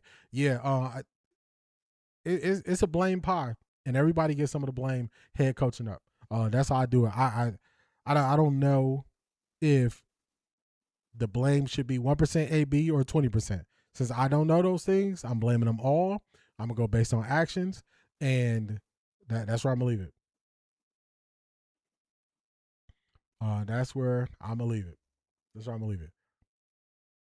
All right, so let's go. Let's get to this. Shout out to the plug for sending this to us. Let's see what CBS Sports HQ has to say. How long will Deshaun Watson start for the Browns? Let's go. He doesn't get out of week 3, Deshaun does, because he made it clear in that press conference that they boo him at home no matter what. They boo him when he gets injured. I understand his frustration. I understand why fans and everyone else is frustrated with him with the off-field stuff. First 2 games on the road, if they come home in that week 3 game against the Panthers in the home opener and get their doors blown off, there's no way he can start that Thursday night game against Pittsburgh at home, right? No, and here's something Ryan asked me outside. He says, if I were the GM of Cleveland, how would I have advised Deshaun in terms of, and I simply would have told Deshaun, you can't win fighting against the fan base, right? You no matter how valid your points are, you cannot win that, so that's not even a fight worth fighting. You always have to remember who you're playing for. And yes, you are playing for the fan base, the fans of Northeast Ohio. However, more importantly, you're playing for the guys in the locker room, your teammates who are landing on the line for you each and every week. So just keep that in mind. But to your larger point, if they get blown out at any point in there and it's led with a 0 or at least 3 points, it'll flip really quick. This is the part that I think is kind of interesting. When has so much of media just went to the same side of something? Usually it's a decent amount of people who just it's a decent amount of people who disagree. But with this, everybody just coming to the same side, like, man, week 3, week 4, week 5, he probably gonna be out there, which is just crazy. It's to me, this just shows it's just not a good decision. It's not a good decision. It's not a good decision. So we gonna see how long it lasts. We're gonna see how long it play out. I will give you all an update. I'm not gonna be the person that's going. Don't let it be a blowout. That's what I think too. If it's a blowout, it got to be that wouldn't be a blowout. If it's a shootout, I think you get some points. If it's a blowout, it's all bad. I'm not gonna be the person moving forward that's gonna create Shador news to keep y'all entertained. It's not the news that I wanted personally. I did not want to see or hear that Deshaun was the starter, but I'm just gonna move forward with where things are today and moving forward. So I'm not gonna create false Shador news so we can have stuff to talk about. I understand if you fall back and say, hey, I'll be back when Shador is playing or Shador is starting. I totally understand that. I'm just not gonna do that. We will open it up a little bit. We can always add in some different subjects. We can add in some reviews of different teams. We can always expand what we look at, especially if it's topics or subjects or players that y'all want to talk about. That's how I'm going to handle it. One thing I try to do when I get in front of y'all is to give you some entertainment, give you some breaks, give you some laughs, and also be responsible with y'all time.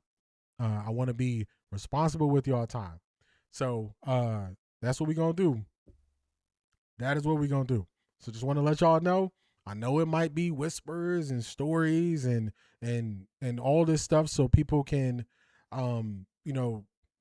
continue their content creation path. But I'm just letting y'all know what it's gonna be. We're gonna expand this thing. So that's what we're gonna do. That's how we're gonna handle it. So just to let y'all know. So if there are players you have an interest in, especially you on Patreon, you're like, hey, can we, look at some of this person's tape?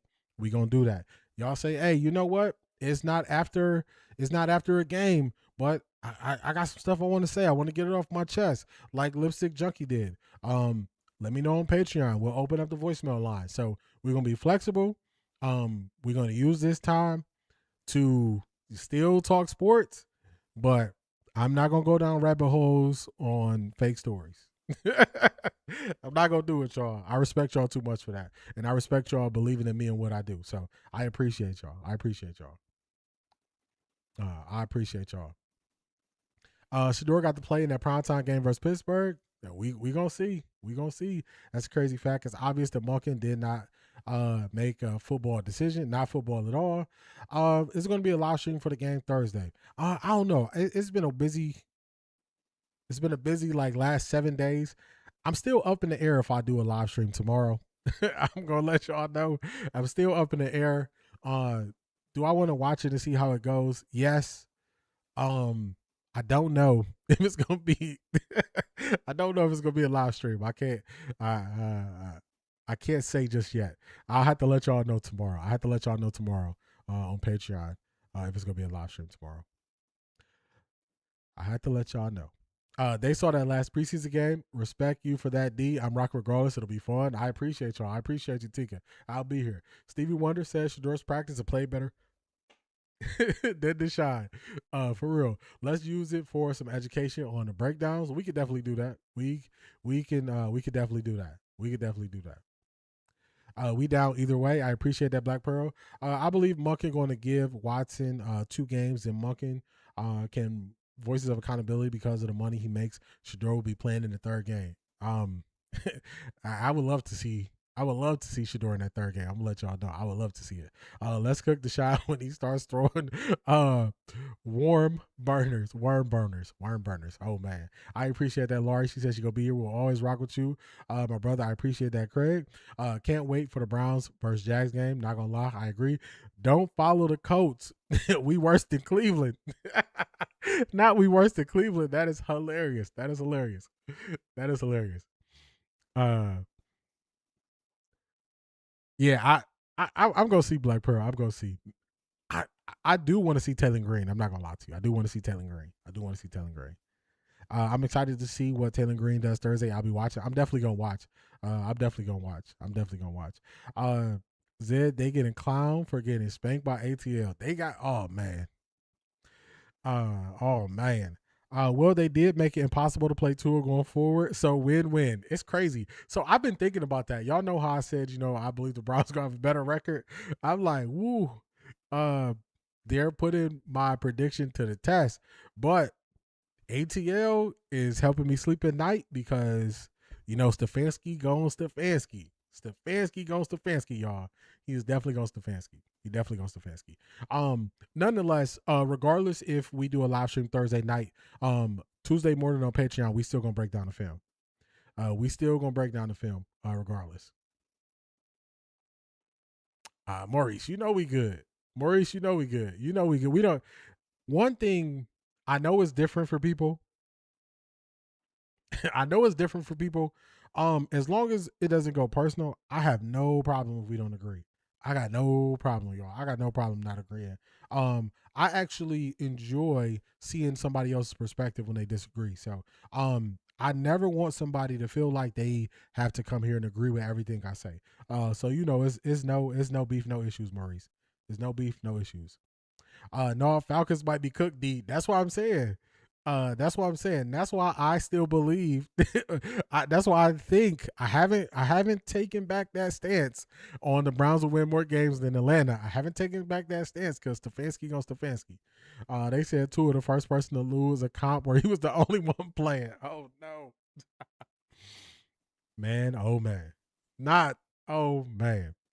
I'll definitely consider it. I'll definitely consider it. See what we're gonna do tomorrow. I think Watson is hurt. I don't know if he's extremely hurt, But going back over the film, I don't know if he's flexing his arm or if he's shaking his arm. Have you seen that, Arjizzle? Have you seen him do the thing with his arm after certain throws? It's like he's not flexing it like it's plain, like it's pain. It's almost like he's shaking it like it's not kind of working. Like I've seen him do that on film. I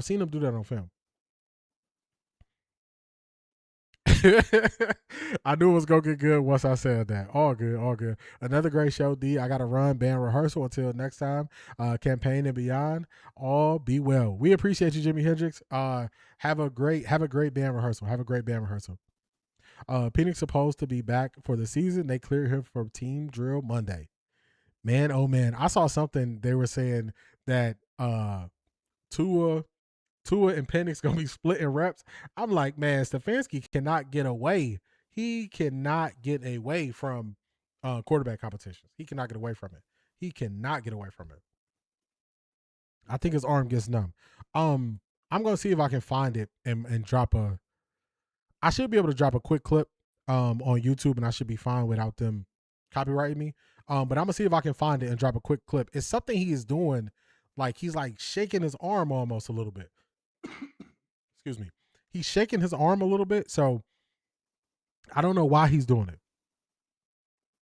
I don't know why he's doing it, but I'll try to find it. If I can find it in the film, and then I'll put out a short or something about it, just so I can show y'all what I'm talking about. But I noticed that too, Arjizzle. I noticed that too. So just wanted to let y'all know some announcements of how this thing is going to be going forward. We still going to enjoy ourselves, but we just not going to be grasping for straws with what we talk about. So shout out to each and every one of y'all.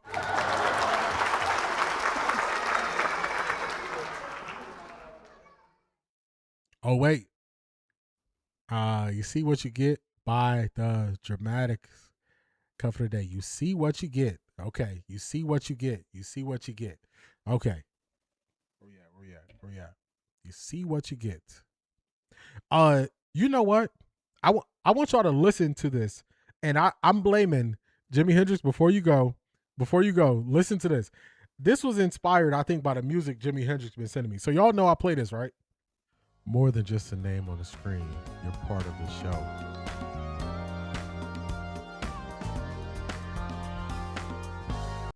So y'all hear the sound in there. Y'all see how that sounds kind of like just an older radio type of music. I think it's because Jimi Hendrix and these songs I've been listening to. So I'm blaming him, but I rock with it. I like it for the Patreon peeps. I like it, but I'm blaming Jimi Hendrix because I've been listening to a decent amount of old school music, a decent amount. So I'm blaming Jimi Hendrix, but it's all good though. I appreciate it. Let's see where we at. We are here.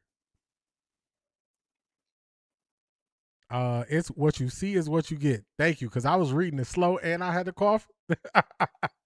Thank you, Black Pearl. If y'all don't know, also Black Pearl, she know all the music. Black Pearl know all the music. She know all the music. All right. Keith Hunt said, "Intimate Connection" by Clear. Got you. I'm going to check it out, y'all. This has been another great stream. I appreciate each and every one of y'all. Can't wait to do this thing again. I'll let y'all know if we're going to go live tomorrow night. I'll definitely let y'all know if we're going to go live tomorrow night. I'll make it early in the day. So I'll let y'all know. Shout out to everybody who sent jewels. Shout out to JB Too Smooth. I appreciate you. Enjoy the next couple of days. At worst, we'll be back on Friday. Otherwise, we'll be back tomorrow night. But I'll let y'all know what we gonna do. It's been real. Keep eliminating the gray. Peace, everybody.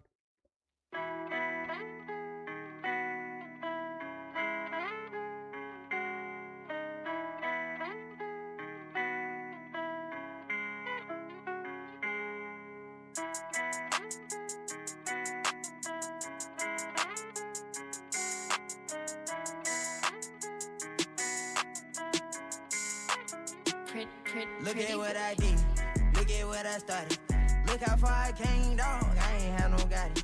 I just did my thing, dog. I just went my hardest. And I'ma go hard regardless. Yeah, I'ma go hard regardless. Yeah. Ready my check.